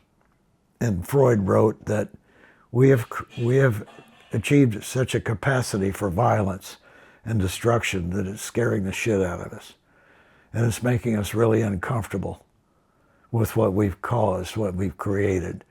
He called it a malaise, a discomfort with the modern world. And I think he wrote, I wish I had the quote in front of me, that we have created such power to kill each other so many times over that it's scary now. And we realize that. And even the stupidest of people that don't read anything somehow have a sense that we've gotten to that state where we could destroy ourselves. And in my lifetime, the big thing, the big scare was the Cold War, when we feared nuclear power. I remember as a kid going to school in the 50s, we were scared to death that there was going to be a nuclear war, and there would be instant death for millions of people. This is a very palpable fear at the time, to go to school thinking that we could die before the end of the day. Kids had to crawl under their desk. Yeah, they did that when I was going to school too, in the 70s and 80s, yeah. Yeah, we were scared to death of nuclear holocaust, and it was a real thing. So anyway, yeah, so this malaise or this discomfort with the fruits, if you want to call it the products, of the industrial age, of the industrialization of everything, has kind of reached maddening proportions, which is why I titled my book Madness. We're living in a state of madness. And I say that Trumpism is only a symptom of a greater madness. Trump is only, all these other dictators, Trump and what's his name in Hungary, and Meloni in Italy, and the right-wing trends around the world, are kind of a reaction actually to migrations, which are causing social tensions, so that dictators have to take over to appease the masses who are worried about migrants, as they are in Italy and Hungary and a lot of European countries. That's just a product of climate change. So the deep driver of the social problems now, and it's going to get worse, is climate change, because it's going to cause dislocations in food production and where people are able to live comfortably, sustainably. People are going to move out of places that are too hot to live in, and they're already starting to do that. And they're going to move into the temperate regions, and that's going to cause conflicts. And the kind of governments that deal with those conflicts tend to be authoritarian. Democracy, as we know it, has a hard time dealing with intense social conflicts because they create violence, and a democracy can't really cope with that. It just sends out more cops and more guns and think that they can pacify the public. Well, conditions are going to be so unbearable and physically unbearable, it's going to cause dislocations. That's going to be the story of the future as the climate crisis gets worse. It's going to get worse not only because of temperature, but because we can't grow the food the way we used to. Food production is going to get major dislocations. And the systems that we have in place, I don't think they're going to be able to cope with it. I'm pessimistic about how capitalism is going to accept the need to stop producing some of these things and produce these instead. In the grand scheme of things, like, this is a very, like, everything's happened over the last couple hundred years has put us in this really accelerated state of innovation and being able to tap into the world's resources and everything. And we're just now at this crux of information explosion and efficiency. Yeah. I mean, surely we're going to be able to, between artificial intelligence potentially and people who do have good intentions, find a way to, become the thermostat species, like Dr. Celeste Ryu might call it, and find momentum in a direction that's more sustainable. I really do think that we have that potential with as innovative and creative and powerful as we've become. We have no choice but to return the forest. Okay? When you return the forest, you can sequester all that extra carbon that's in the atmosphere back on the ground. You'll give back land for the animals to recover. All that carbon that we have put from the fossil fuels will stay in the atmosphere and it will keep the temperature constant. So we can return the temperature back to what it was 200 years ago and bring life back. That's the only way out that we have. That's the only way out where I see light. To me, it's as if nature has said, you now understand what's going on. You now know you have to bring back life. Okay? That's the only way you are going to survive. Otherwise, you are also going to die. And we are the thermostat species for the planet. It's our job as human beings to maintain conditions of climate and weather, the environment for all life to flourish. But at the same time, I know how people have normalized this seclusion from nature to the point that I don't know if they would be able to handle themselves being more in nature. Yeah. So it's kind of but we kind of need to have this balance. And there's some vegans who are just pave the planet even. I know, I've seen that. And it's because they think with the predation and all, there would be a net gain because there would be less animals hurting each other, suffering and all that. Yeah, I hear those voices. Yeah, it's pretty wild. And some who basically applaud extinction. They say that sooner all of those animals no longer exist, there'll be less suffering in the world. It's like, wow, I can't. It's something we have to process, apparently. And there is a lot of conflict in nature. Like one of those people recently who actually enlightened me to this thing I've never thought about, because I really love nature. I love hiking. I love being in nature. I mean, that's just me. And when we are in nature, when we forest bathe, we increase our natural killer cell count and all, and it's just very healthy, more oxygen and all that, right? So it's very healthy to be in nature. But at the same time, this guy who enlightened me to this other idea of paving the planet, he's like, man, I was just out there for 10 minutes and I got a tick. And ticks are a serious concern for everyone, Well, I see signs of kind of the creeping of progress. I'm just thinking about attitudes towards animals from when I was a kid to today. Just take pets, cats and dogs, People are a lot better caretakers and family members with their cats and dogs than they were when I was a kid.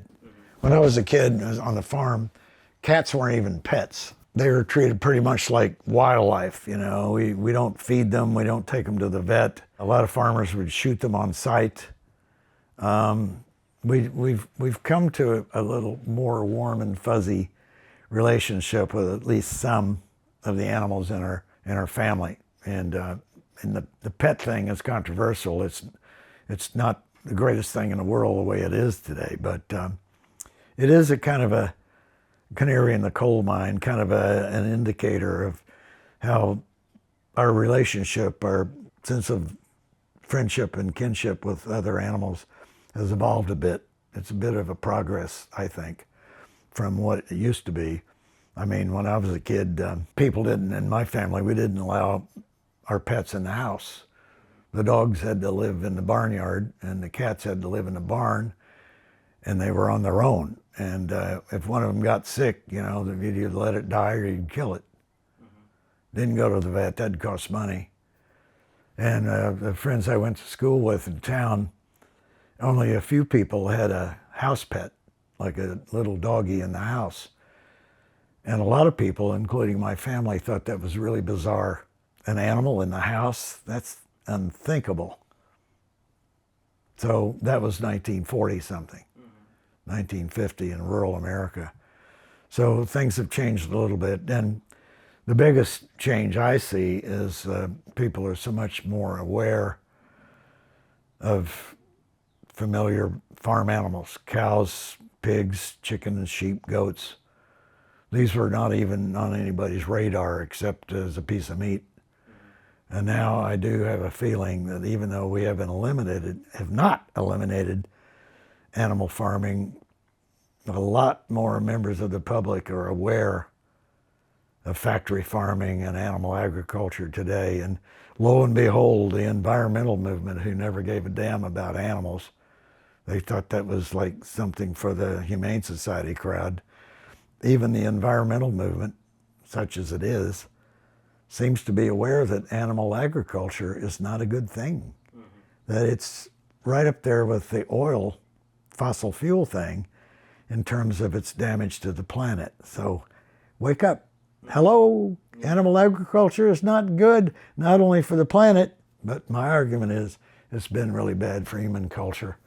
It's been really bad for our sense of ourselves and who we are on the planet and our sense of kinship with other life. It's made us coarse, it's made us calloused, it's made us more cruel.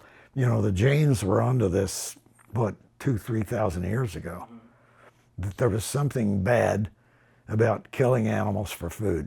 Yeah, I like to, when I'm interviewing somebody who's of, that religious belief or cultural background, I like to explore, how have you seen veganism throughout history prior to the advent of the word? Just so people know that this is not a new concept. It's just that it's a new need due to this separation from the victim. It's a new need due to this efficiency in food production, which creates even more victims unnecessarily. This is a new need. This is a new place in human history that's so unprecedented. We're just now having to really wake people up, and that's what your work does so great, because it does such a great job at doing that. Yeah, like you had a dog in here earlier, and most vegans I know, they do have companion animals, and these are usually rescues, right? Yeah. And this is an appropriate relationship. There comes a time when exploitation becomes a problem, and it's anytime we exploit an animal, it's this companion animal is not necessarily exploiting the animal, right? It's a mutual relationship, right? It should be. But when we exploit any animal at all, it inevitably normalizes the animal becoming commodified and abused, right? Sure. Yeah. And you've seen that through your work, and it's just a matter of helping others understand that. And that's the really hard part. Like when somebody comes up and says, well, these animals are here for us to and it's like, well, that's no different than me saying you're here for me. If I'm somehow, superior to you in some meaningless way, there's really no morally relevant difference between us and the animals. So how do we paint that picture? And you do that through images and your writing. But a lot of times people just don't look, or they don't want to look, or when they look, they've become desensitized. They turn away. Or they're already desensitized, Which to me is proof that we have a natural empathy. Darwin wrote a book in the 1800s about emotions in animals. Few people know about that. I got a reference to it in my book. Charles Darwin, the writer of Origin of Evolution, wrote a whole book about emotions in animals, and he wrote that altruism, or a feeling for others, empathy we call it, feeling for another being, most of the time it has to do with, in our species, like our siblings, our friends, empathy for our fellow humans. But I think that same empathy is applied to other animals, and I think it's something that's existed as long as we're humans, and it's in us instinctively, and animal agriculture harms that. It suppresses that. It makes us tough. Like when I was a kid and I objected to doing some cruel things to the pigs or calves, my elders, my parents said, just control yourself. This is necessary. We have to do this. Maybe it hurts a little bit, but it doesn't hurt them, so it's okay. And we have to live, so suck it up. In fact, I mentioned a quote in my book. My uncle, I started crying one day when we were climbing a fence to go castrate calves. I was about 10 or 11 years old. And my uncle said, straighten up and act like a man or I'll send you to the house with the girls. Imagine that. So he told me that it was manly. To mature and be manly, I had to choke down my emotions and do this cruel thing. Otherwise, I'd be a girl. Imagine that. That happens to a lot of farm people. And even people who aren't on farms, I happen to think that that principle, that value, is throughout our culture, because it's a culture of exploitation that entails cruelty, and somehow the whole culture believes that it's necessary to hurt animals for our benefit. We gotta stop that way of thinking. Do you believe when we become more compassionate toward animals, when we become vegan, that this translates into being more compassionate toward each other as humans? Well, I think it's possible if we move the whole culture, the whole worldview. The worldview is how we see life. In every age, in every place, in every kind of society, whether you're talking about the Indians of the prairies here, the Lakota, the Comanche, the Cherokee, their worldview, or the worldview of the indigenous people in the rainforest, wherever on the planet, their worldview really is the way they see life in the world, including their own. And most of the worldviews up until agriculture saw humans as just being a member of the animal community. And even though they killed them and ate them, they had ways of making that okay for them, mostly rituals, superstitions, a lot of things. But what I think is we need to probably try to revive the idea that they are like us and they are not like us, and we are members here. We need a sense of belonging here. I get tired of Elon Musk and all these techies that want to colonize Mars. Like they want to destroy this planet and move life somewhere else. That's such bullshit, That is so alienated. That is so anti-nature. We evolved here and we belong here, and we need to have a feeling that we belong here, that we're a product of this planet. We ought to stop our habit of killing it, of killing the oceans, of killing the atmosphere, of killing the forests. We kind of like strip mine the planet for our own benefit, and it's producing a very bad attitude in humanity, a really dark and negative culture, alienated from nature, and all the intellectuals have written about it. And I think it has to be recognized that our institutionalizing, our normalizing of the mass killing of animals is the most basic part of this bad attitude. If we can do that to the other living things on the planet, then look what we can do to each other. So essentially you do think it transfers over? Yeah. Yeah. I think that we have to reduce our numbers, reduce our material demands on the planet. We don't need to produce so many plastic gadgets. People don't need more Beanie Babies, for God's sake. More fucking animated toy robot bullshit, We produce a lot of really unnecessary crap simply because it's appealing and it sells and capitalists make money on it. You brought up the reduce our numbers thing again. I don't know how that benefits the message, because I think it kind of derails the message. Well, it is a trend already. It is a trend in a lot of places, a declining birth rate. So I don't want to say that's a bad thing. I see that as a positive development, that we can do better on the planet if there's not so many of us demanding so much stuff. Yeah, but the people I know that have the smallest footprint, who use pretty much zero waste. Like they bring their own bags to the grocery store. Everything they get is unpackaged. Yeah. They don't have, they literally like, for years they've been accumulating the same amount of waste in one little bag, you know, that they still haven't gotten rid of. They use their own rags that they make from hemp cloth or whatever, period menstruation Sure. or whatever. Reduce the consumption. Everything they do, it's a vegan doing this. Sure.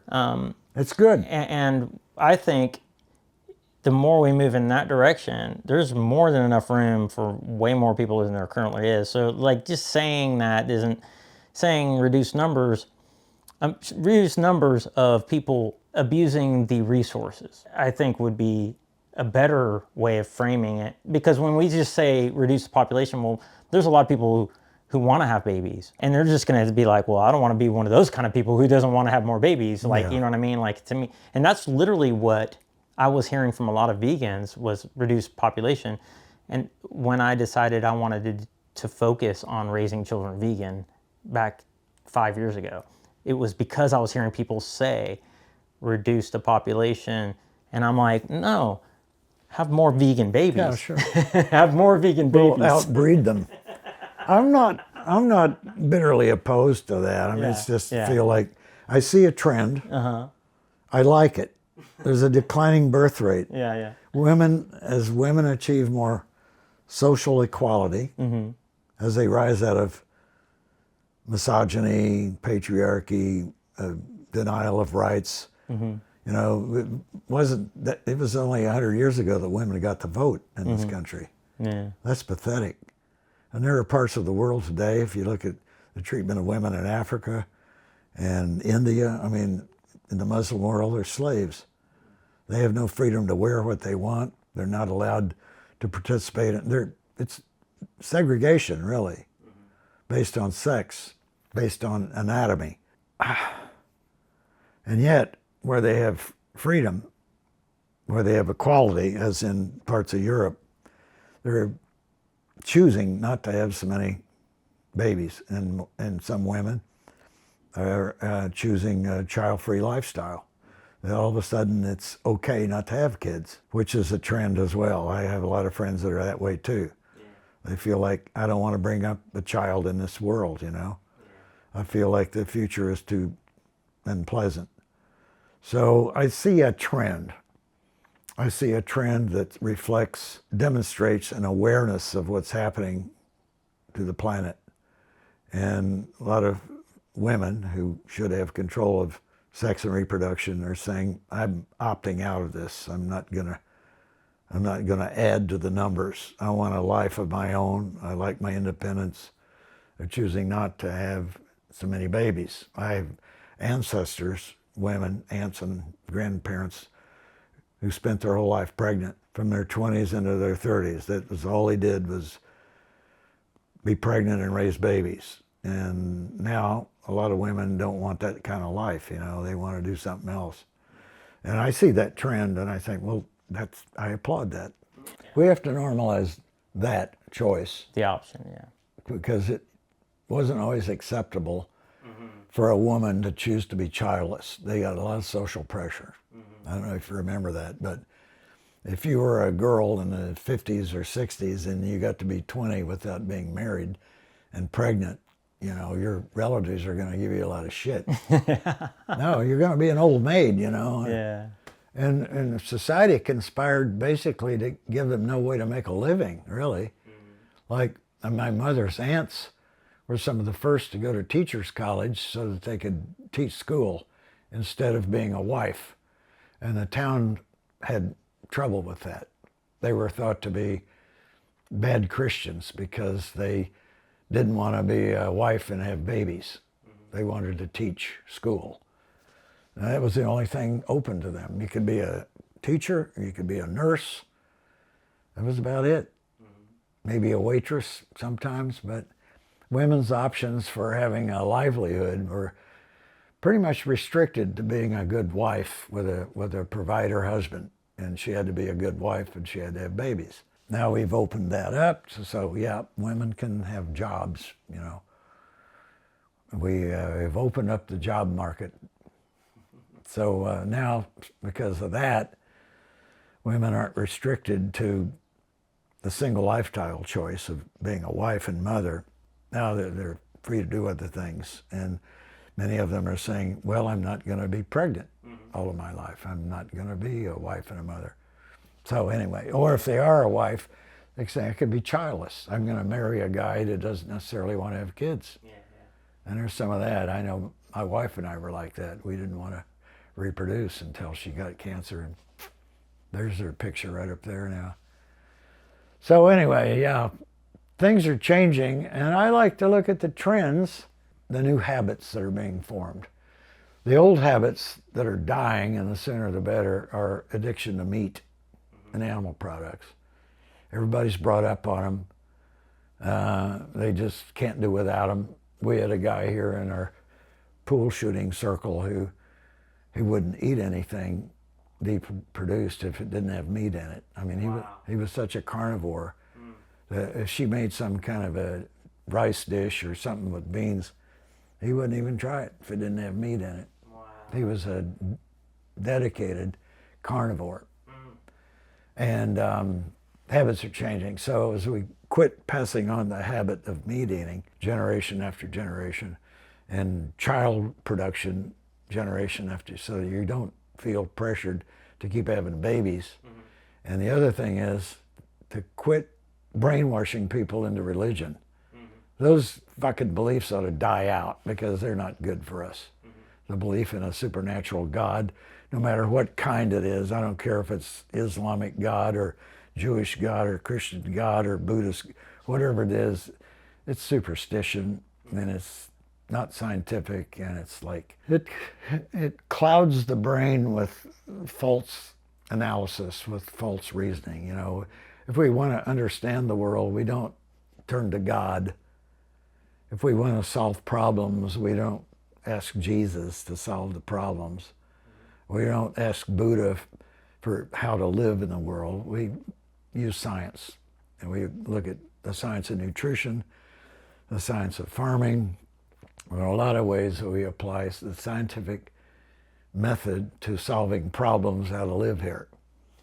So yeah, so I don't like any kind of religion because it basically short circuits critical thinking, substitutes mysticism and fantasy for critical thought.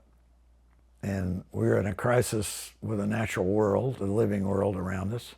We need to solve problems, how to live in that. And religion isn't helping, especially the God religion that tells it, oh, this is all yours, do what you want. I'm supreme being here and I've given you a license to dominate everything. If you wipe out everything for your benefit, fine with me, I'm God. I give you a blank check here. That's what religion does. I'm not only an atheist, I'm an anti-theist. You took that from me. I used to say that. That's it. We're anti-theist. We're brothers. No doubt. That's funny. Theism is false beliefs.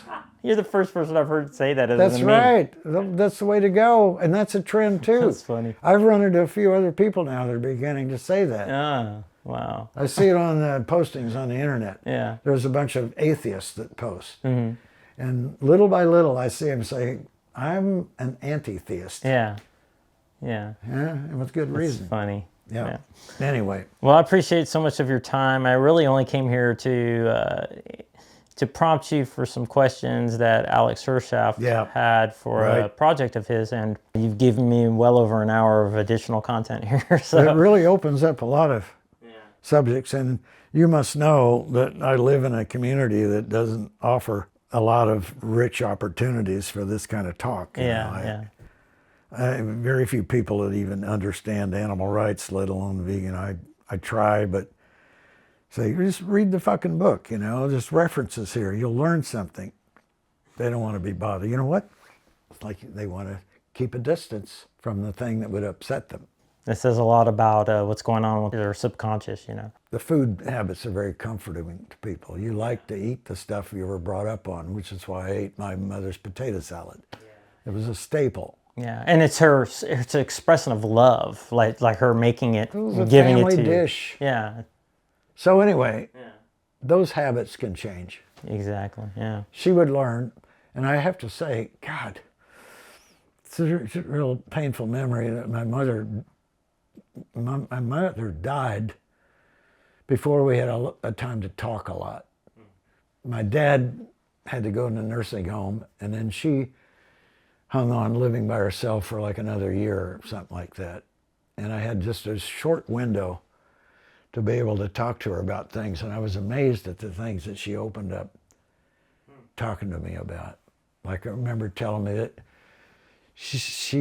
we talked about being a vegetarian, and she told me that she was uncomfortable cleaning the chickens for Sunday dinner because her kitchen sink looked out the window on the chicken yard. And here she was cutting up dead chickens in the sink, and she told me just in a few words how that was kind of made her uncomfortable when she was a farm wife. And I thought, God, I wish I had more time to talk to her about how she felt about that.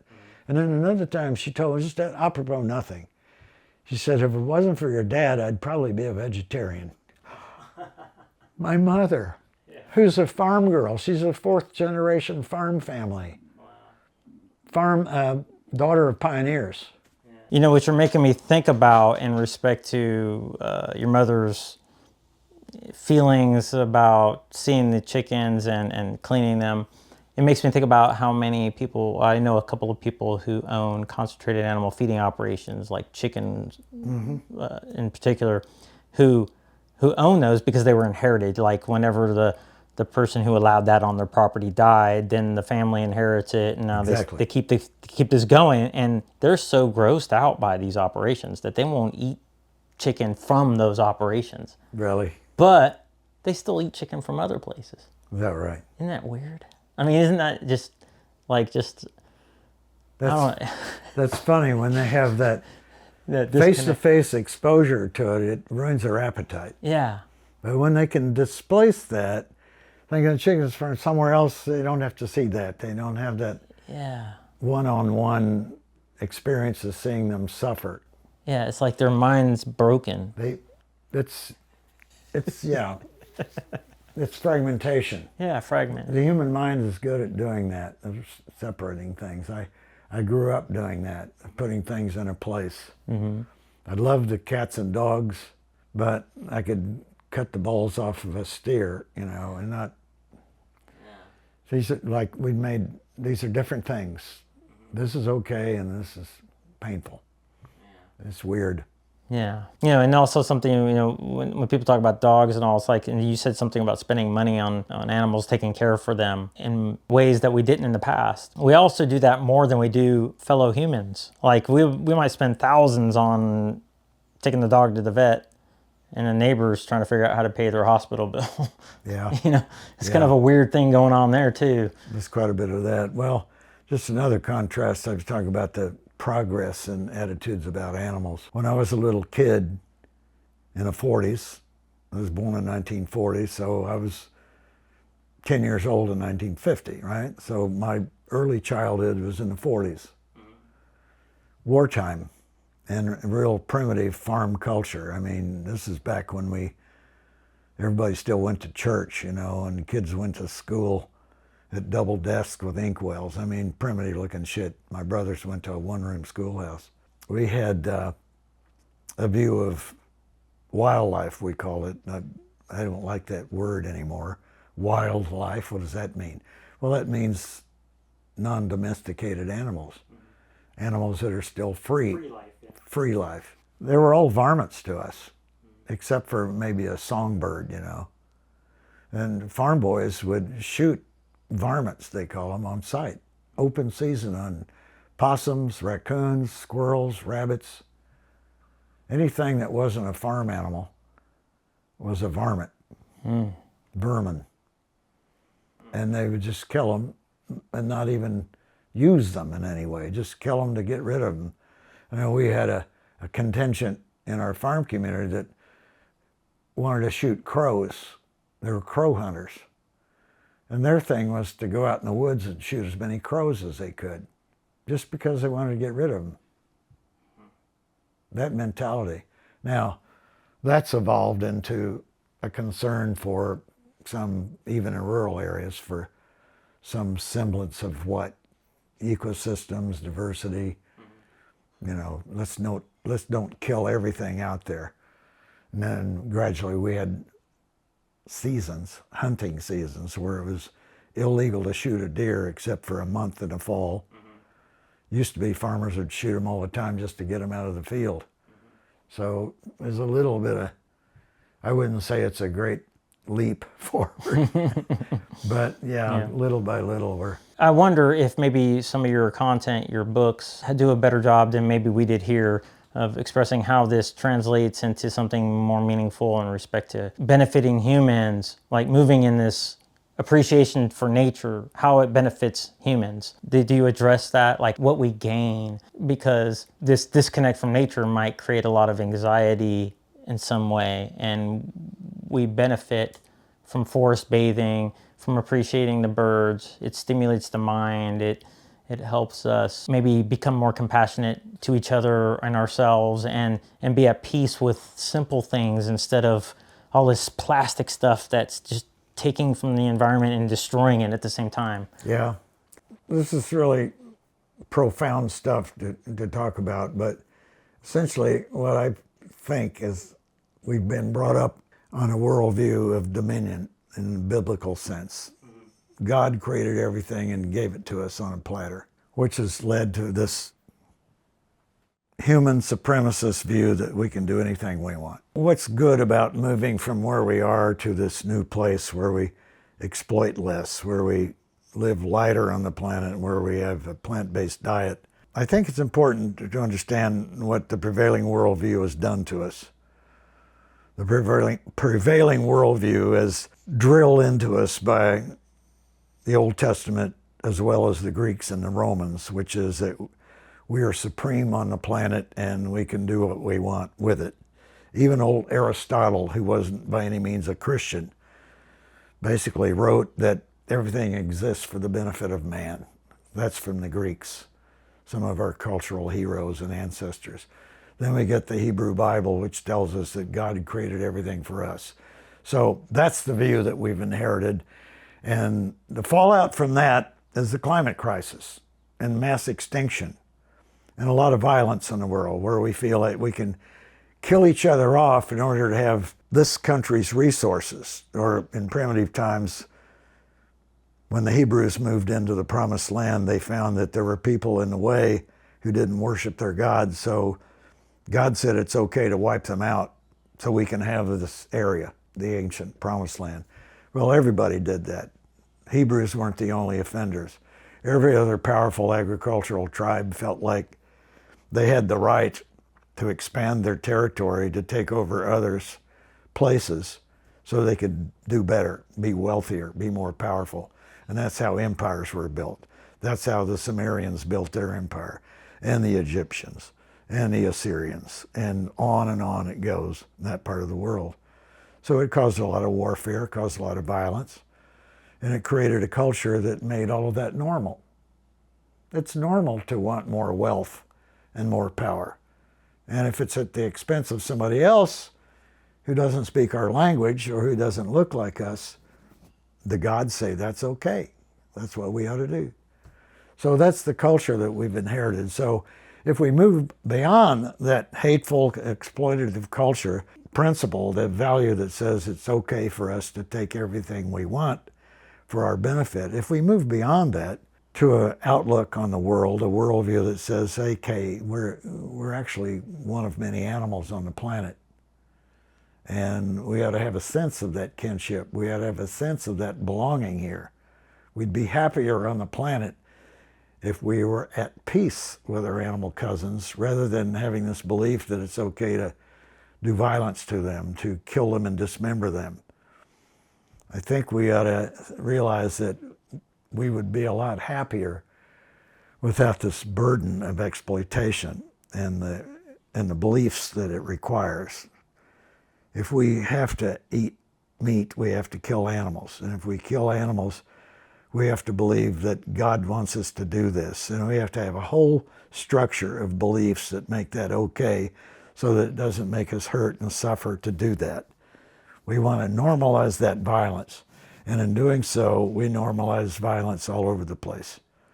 We right now are engaged in a new war, so it's okay to do violence to some other people somewhere because I guess we believe they might do violence to us, so we got to get them first. So it's just a crazy way of looking at things. And if we leave that behind, we got to have a more sane, a more realistic, a more sustainable view of life in the world, which means our life with respect to other life. And we ought to have a more peaceful, sustainable way of looking at that worldview. Could you say that having a better connection with nature, being more empathetic to the suffering of others, and not partaking in that exploitation and suffering would create less anxiety in us and give us more purpose and give us more freedom from the burden of being a plastic culture? The burden of being superior to everything makes us uncomfortable, and it alienates us from the living world which we are a part of. We don't feel comfortable here because we don't feel that we're a part of the living life. We feel we're exceptional. So when I use the term human supremacy, I always add human supremacy and exceptionalism. We are exceptional from the rest of the living world. We're not an animal. A lot of people are offended if you call them an animal. We're not animals, they say, they believe. That's exceptionalism. So supremacy, exceptionalism, and the other word is entitlement. Because we're supreme and exceptional, we feel entitled to do whatever we want. We have a God-given license. It says in the Bible. This is the worldview that we've inherited. And I say, what's wrong with it is, look what it's produced. It's produced mass extinctions. It's produced normalization of violence and killing. It's produced climate crisis. It's produced a lot of disruption of natural systems. We're altering the oceans. We're altering the plankton in the ocean, which produce most of the oxygen in the world. We're destroying the rainforest to produce beef.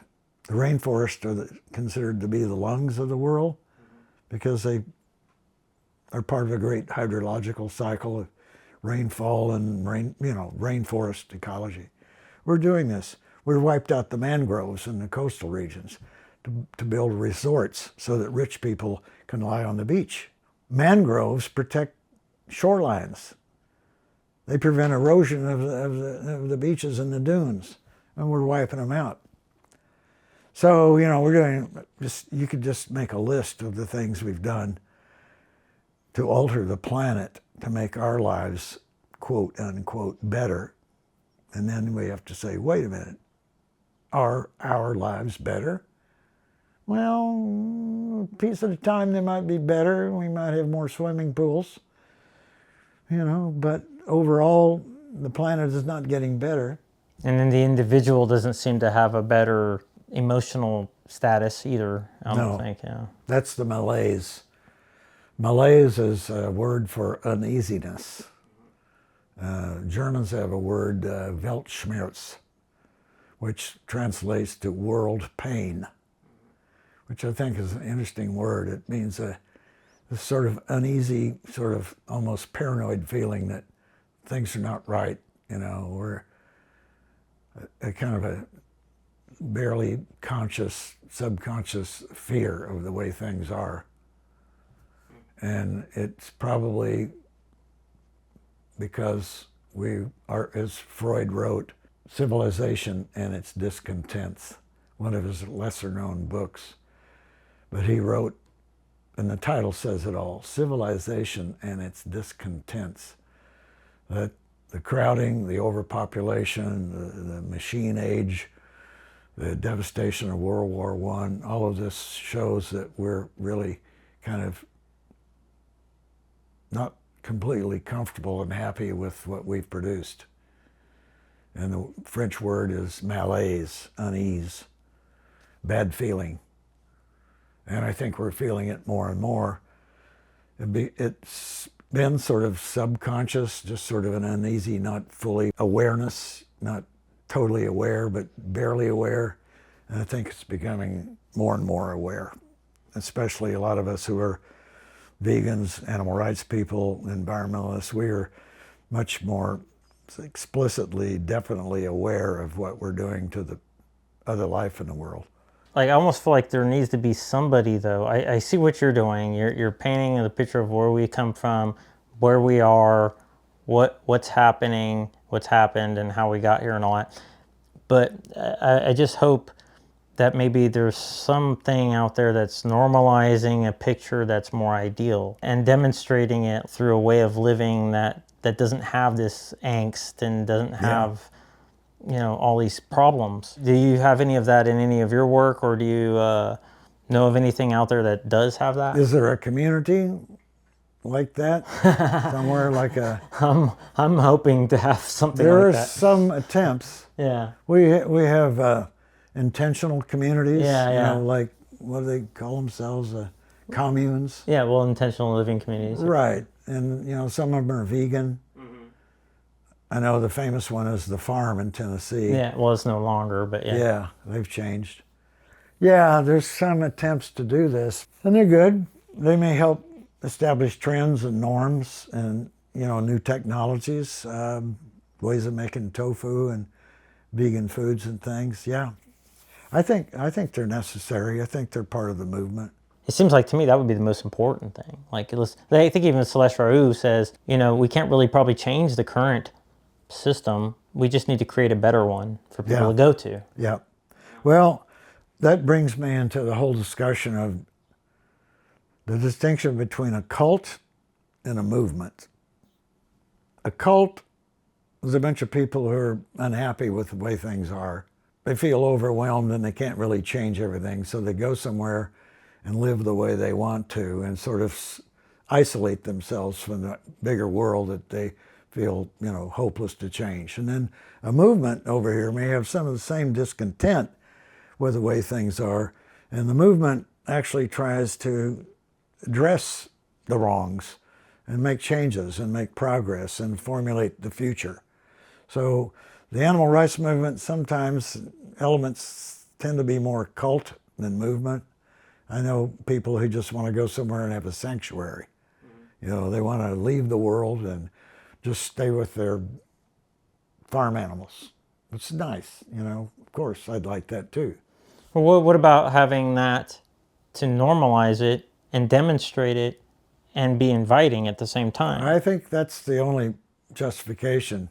That's why I like farm sanctuary, because they're not just like a rescue refuge for animals. They actually do teaching, and they tell the public about the plight of farmed animals. So I think it's all right to do the cult-like thing, which is to separate yourself and have a more vegan lifestyle and reduce your needs and stuff.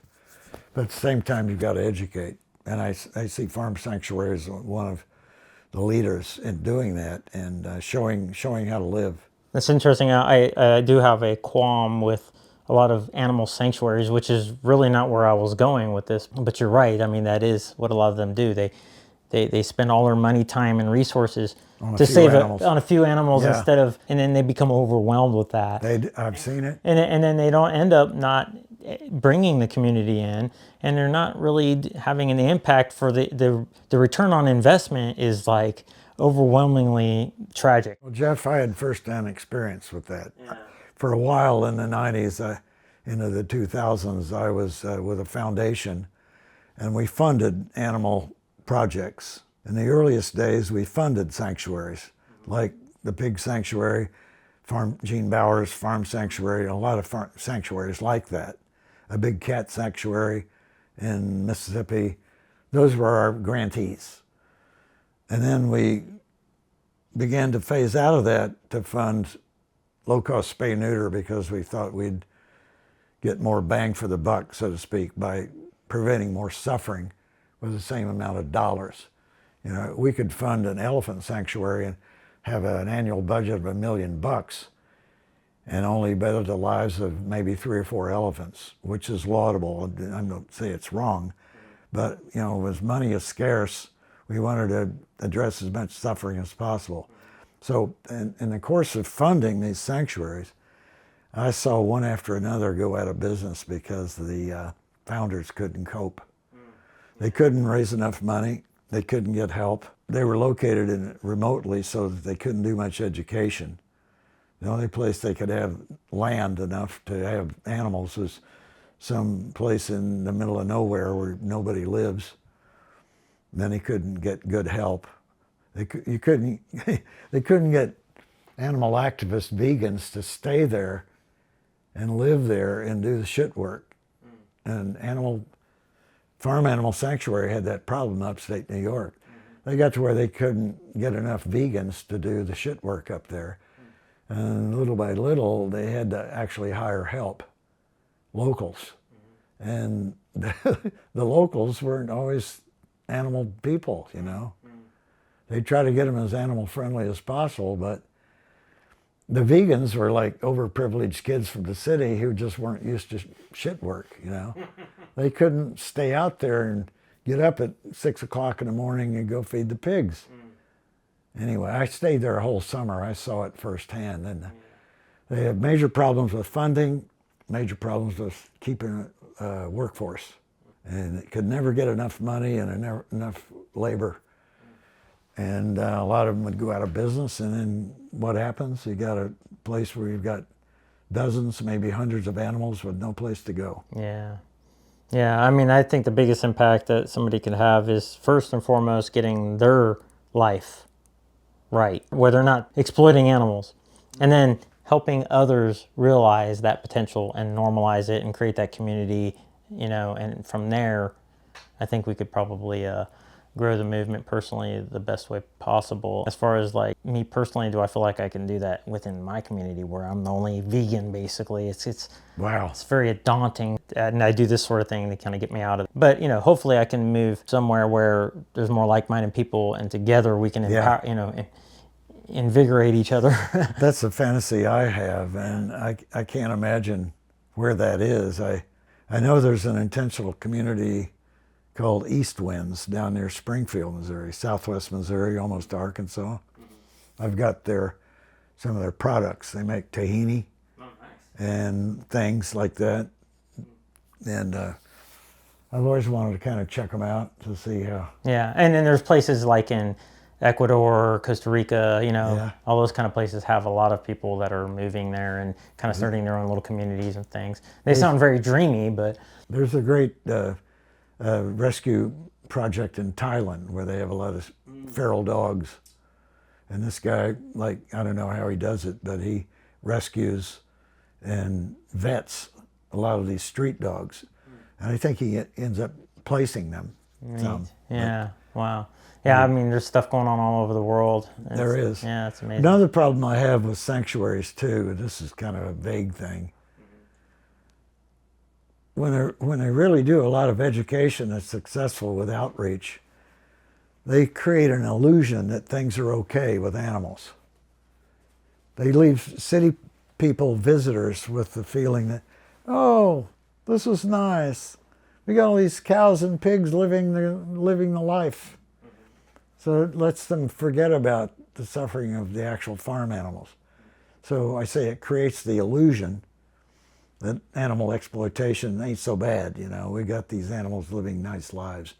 So that's kind of a problem I have with sanctuaries, that they kind of add to the comfort level of the public that maybe things aren't so bad. These animals are being rescued. They're given a home. One way you could overcome that is by having a way of communicating that these animals, where they came from, because a lot of times they're rescue animals, right? Yeah.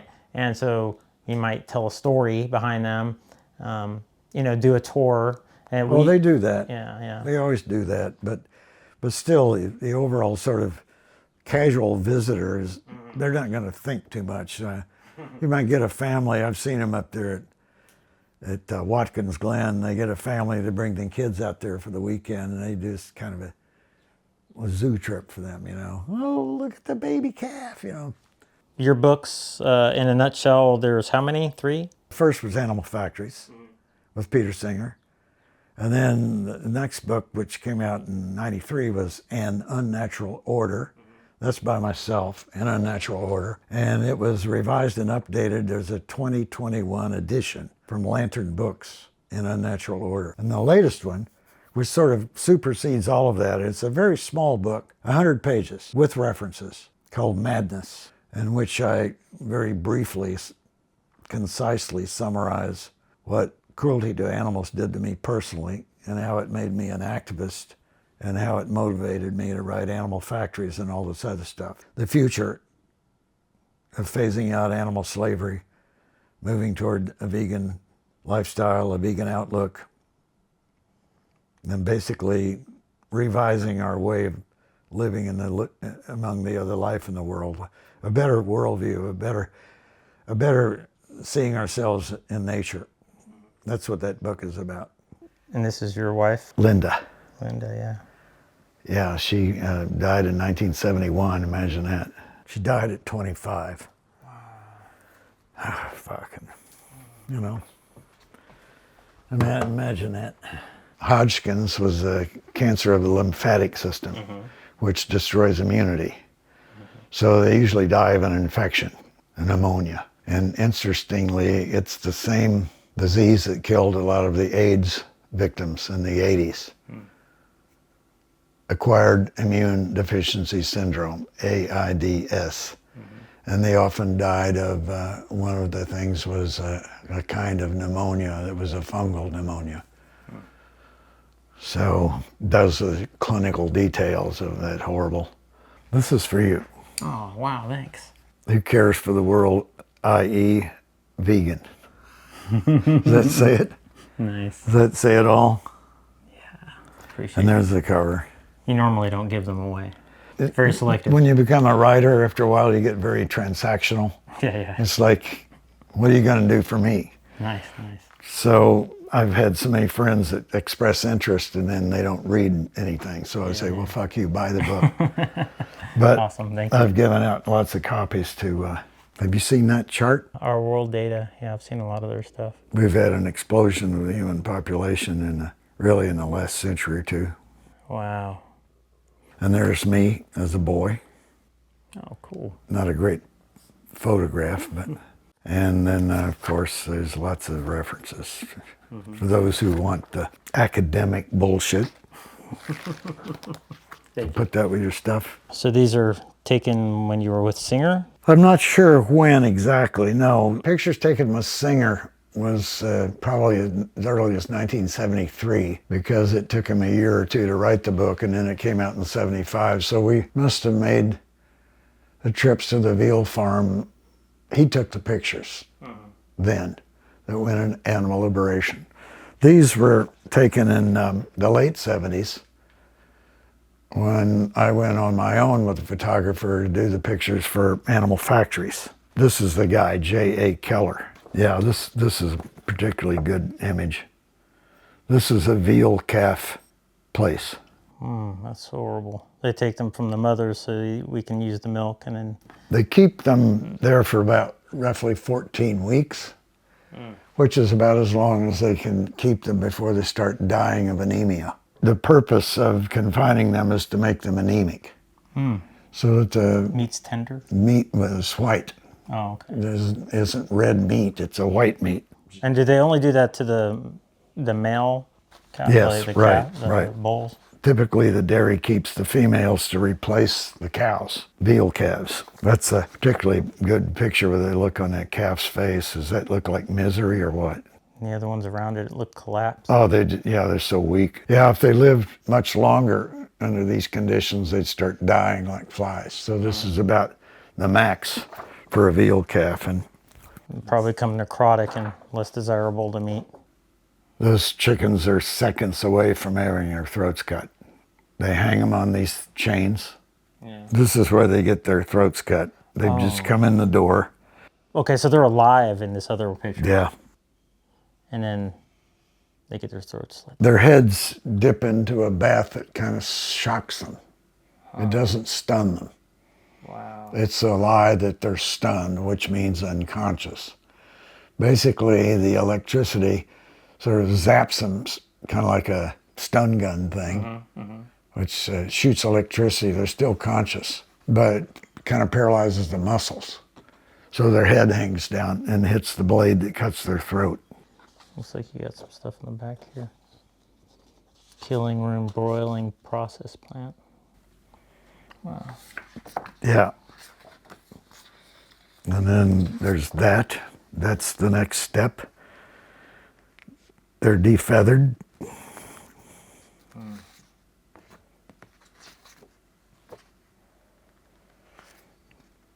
These are the buildings, what they look like from the outside. Without the glass walls. Yeah. Now bear in mind, these photos were taken in the late 70s.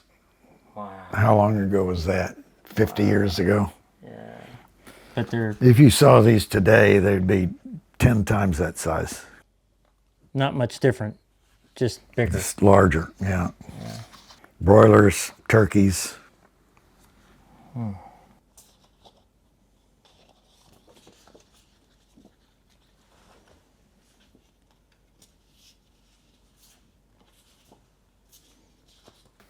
Keller, J.E. Keller he was a professional photographer. Yeah, these are really incredible for the 70s.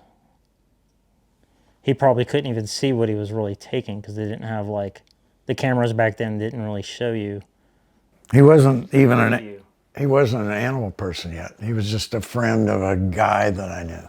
And he volunteered to do this. Wow. And he was a city boy, kind of from a well-to-do family, kind of halfway privileged. And he was so shocked when we got into doing this. But here's a series for you. These are sorting male chicks. The females are going into the... Is that what those are chicks there? Yeah, they're being sorted for the egg industry. They want to keep the females and discard the males, and they end up like this, put in a plastic bag to suffocate. Look at this little chick. Then these down here are already crushed and suffocated. When I described this in my talks, nobody believed me. They'd say, that's unbelievable. They can't do that. I said, well, hello, I was there. I saw them doing it. And it was just one place out of hundreds of installations that do this. So this is routine in the egg business now. Only females lay eggs, hens they're called, layers. Male chicks, half of the chicks born or hatched are boys, males. They're useless. They throw them away. Sometimes Now they grind them up, right? now they drop them in a thing like a wood chipper, which is, instant death. So that's a bag full of the dying chicks. Here's the outside bags of, and here's one, What did they do with this? They just throw them away? Feed them back to the animals? the landfill. This is debeaking. They do this to all the females, the hens. And this is so they don't injure themselves and become infected or Well, something? Or? because they get so psychotic in the cage, they start pecking each other to death. Chickens establish hierarchy by pecking. In the outdoors where they have room, the pecked animal submits and runs away, gets away from the dominant. They can't do that in a cage, so they just keep pecking each other. And here's a view underneath. Joe went to a lot of trouble to get this picture, and we almost died doing it because the gases down there underneath the cages. Oh, wow.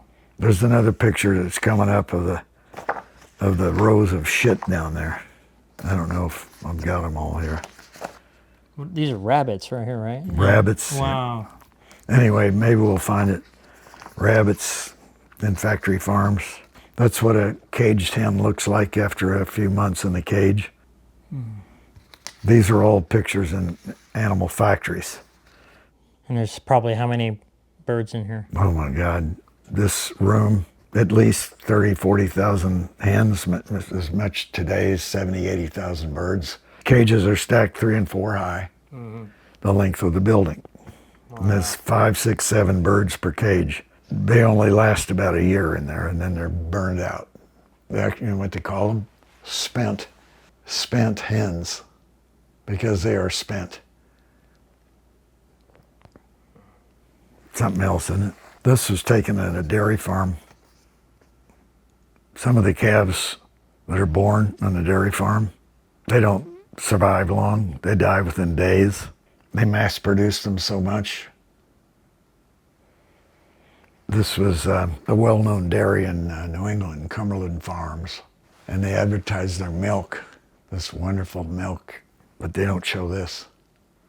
There's cows being lined up to go to the milking parlor. Joe did a hell of a job getting all these photographs. Yeah. They're all just crammed in there so tight. Yeah. I don't know, I think I got several of dairy. Joe had an artist sensibility. He got this great shot of this old cow. And look at the way this Speaks volumes, doesn't it? it almost looks like it's crying there. Speaks volumes. Wow. So imagine our shock being there in person. Mm-hmm. It's one thing to look at a picture. And this is before anybody really even captured any of We're this talking- that you're aware of, This, right? we went on the Had trip, anybody captured prior to this, like in this way? Had anybody done this sort of thing? not to this extent. Some agribusiness groups had photographs, but they only showed the good stuff, you know. There was a photo source of agribusiness pictures, but they would show a factory farm and, you know, in the most beautiful portrayal, you know. Everything looks shiny and clean and gorgeous, but they wouldn't show you the dead calves. Joe was had an eye, a photographer's eye, of course. Look at this. He wanted to get this close-up of the feet on the cage floor. Agribusiness wouldn't show you a picture like that. You're not going to get that from a photo service. I've got so many here, I don't know what you want to see. Oh, that's kind of a striking photo. Look how vivid the eye is. His eye is. As you might suspect, agribusiness was livid as soon as this book came out. As soon as I appeared on NBC Today, the producers got hate mail from the farm people, scolding them for having this exposure. Here's one. Wow. Is he stuck or just trying to get out, or like, Just, who knows? just neurotically trying to chew his way out of the pen, just confined and restless and biting anything they could get a hold of to try to escape. Pitiful. Here's the view of the size of the place. Yeah, it shows the volume. See, 3 layers, 1, 2, 3. And they're bigger now. And here's another kind of egg factory. This is called a flat deck, or I forget what the word is, but these are kind of out of date now. They just had 1 layer of chickens here. I guess this is an early egg factory before they graduated to cages in a tier, you know, close up of the cages. Can you count the birds? 1, 2, 3, 4, 5, 6, 7, maybe as many as 8 for a year at a time. This is still the main system. If you look at the millions of eggs in supermarkets, most of them are going to come places like this. It was the humane hoax. When you normalize even the most humane situation, this inevitably still happens, right? This is the volume of eggs. 99% of the eggs are going to come from this and not some, you know, homey mom and pop egg farm. They're not even in the commercial supply chain. Supermarket eggs, by and large, come from places like this. Supermarket deals in volume. Yeah, that's how they lived. So they can have bacon. And this is so they can supplement them. Is that what that is? I don't know. These are all kinds of injections that they have to use to keep the pigs from dying in the factory farm. There's antibiotics and God knows what. Now, again, this is taken in 1977 or 78. Well, I've heard like the majority of like B12 supplements, for example, go to animal agriculture. And so I like to tell people, well, it's far more natural for me to take it directly than through the artificially inseminated into existence blood, guts, and gore of an animal that was supplemented. It's far more natural. Wow. Here's one for you. This old sow does this out of boredom. She's confined to this crate. She can't stand, walk, and run and turn around. So she amuses herself with this chain. She's chained up. It's like becomes a toy to her. You give her something to do. Wow. Like that one you saw, the young pig chewing on the wire. Mm-hmm. They just need some kind of activity, you know, to keep from going nuts. I guess there's another one. Chained hog. There's a little baby. Isn't that pitiful? And these animals are more intelligent than dogs. Exactly. Right? Exactly. As intelligent as maybe like a 3 or 4 year old, right? And more social. This is one of the most social of all the farmed animals. Pigs are intensely social, meaning, you know, they live in groups. It's said that there's as many pigs and CAFOs in North Carolina as there are people, practically. Yeah. North Carolina's become the big hog producer. In Iowa too, right, or something? Iowa historically was the #1 pork state, and then little by little they moved to North Carolina. I don't know what the numbers are now. I remember back in the day when I was writing this stuff, Iowa's like 5 or 10 times over the nearest state in terms of pig numbers. Iowa's just pig farming country. And most of that's going to China now, right? China bought. Smithfield. Yeah. Yeah. It's crazy. And so all that pig waste, all the animal anaerobic lagoon waste is being dealt with here. Oh, here's one for you. Some farmer discovered he could get more pigs in the building by stacking them up like this. So these pigs shit and piss on these pigs. Oh, man. But this is, you know why they're here? This is called gestation. This is a gestation building. These pigs are pregnant pigs, and they stay in here while they're pregnant until time's for their babies to be born. So they're impregnated, they're put in a building like this, where they stay for, I don't know, 3 months or something like that, until it's time for them to deliver babies. And then they move them to another place. So gestation, and because they get restless and tend to be disturbed in this setting, typically the producer, the farmer, if you want to call them that, keeps the lights off. They're kept in the dark. Because that keeps them quiet. It kind of anesthetizes them. It's just terrible shit. Here's another. Yeah, this is more realistic. It's dark in there. So the pigs just sleep all the time. They become comatose. After gestation, when it's time to give birth, they go into this place. This is another crate called a farrowing crate, where the sow has the baby pigs, and she is kept in this thing until the pigs are born and weaned a little bit. She might be in this for 2 or 3 weeks. Factory farming. Oh, this Joe took this was special film. This is infrared film. It gives it a So real. it was like pretty much all dark, completely dark there. Yeah, this is like, gives it a sci-fi look. This makes it look so otherworldly. And here's your pig chewing on wire again. Wow. That's something. So you can imagine spending 2 months doing this every day for 2 months.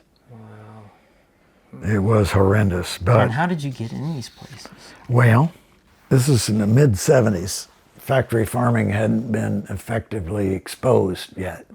Even though Singer's book came out in '75, the word hadn't gotten around that activists were criticizing the new farming.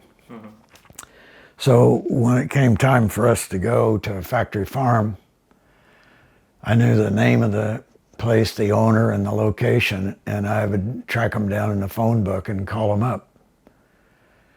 And using industry terminology, I didn't call them factory farms, I called them swine production facilities, you know, and engineering language.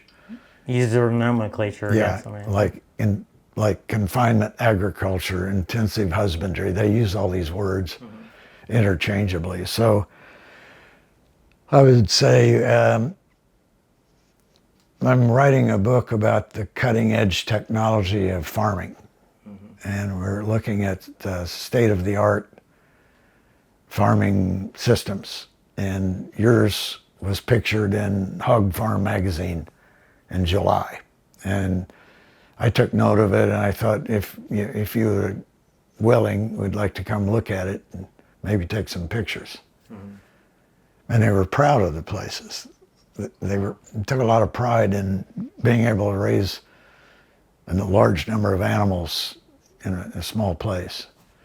So they were sometimes enthusiastic about letting us show this, because they thought we were promoting the new methods, you know. And they just give you free rein to kind of go wherever you want? Most places. There was a place or two that they seemed a little edgy. I remember being toward the end of the trip in Nebraska, this brand new corporate pig factory. This place was so restricted that we had to change clothes.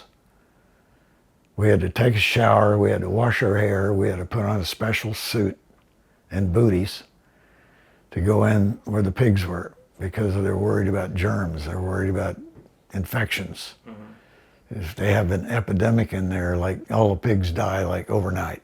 So they're really goosey about letting us in there at all. And we had to go through this routine of sterilization, wear special boots and walk through. Yeah. Could some of these places potentially have been worse had you made a surprise visit, unscheduled? I don't think they'd been any different. So you don't think they were hiding anything ever? No.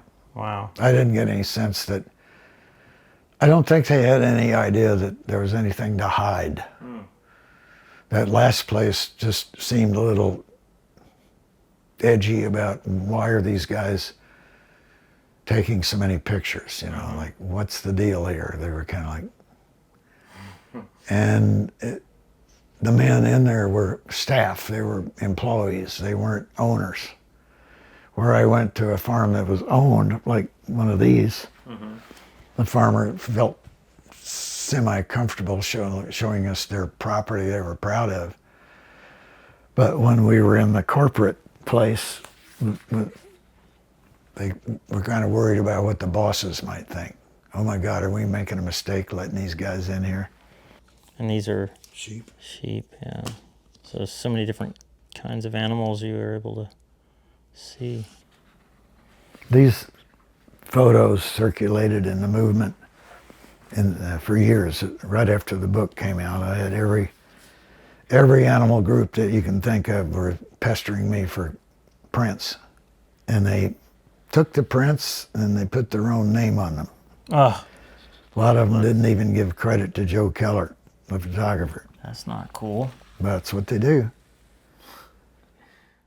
Yeah, sometimes people take the videos I produce and reuse them and don't even cite me or link back, and it's kind of annoying. That was Joe's pet peeve, that they rip off photographers constantly because these images like this are hard to get and expensive. It costs us a lot of money to travel around to do this. And when I'd ask an animal group for a modest amount, they'd become incensed. Well, I thought you were in this for the animals. Yeah. I didn't know you were trying to make a living. Like you're making a living. Like I'm really making a profit. That's the veal calf place. I wonder if this is actually not as bad as the current veal crate system, because the current one, it looks like they're not even near each other, you know? Like they're just more isolated even. I don't know what they look like today. I haven't been inside a place in so long. I don't think I could stand it anymore. This is a farrowing crate. This old pig came from gestation, wherever it was, a day or two before she's due to give birth, and they put her in there. That's where she has to have babies and nurse them. See, guys, pictures like this show how calloused we've become, how desensitized we are to do this so we can have bacon and things. It's pretty pitiful. Wow. Yeah, that's a big corporate place. I think that's taken in the place I told you about where we had to shower and shampoo and put on special. That was in Nebraska, I think. Let me look at the back. Yeah, it says any there.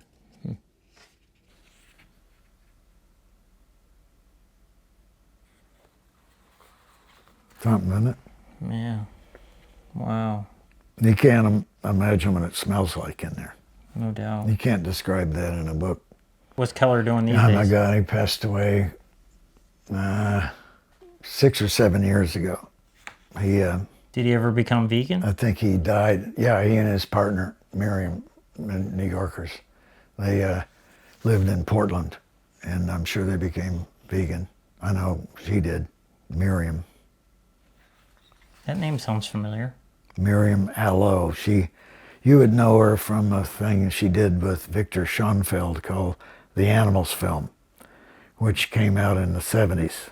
And the Animals film was almost unwatchable. They showed film of the most horrifying slaughter plants, laboratories.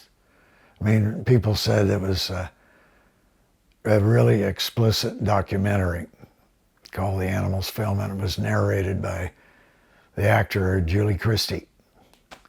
And it's kind of a piece of history in the animal movement, because it did on film what this did in a book. It showed the gruesome, horrifying images.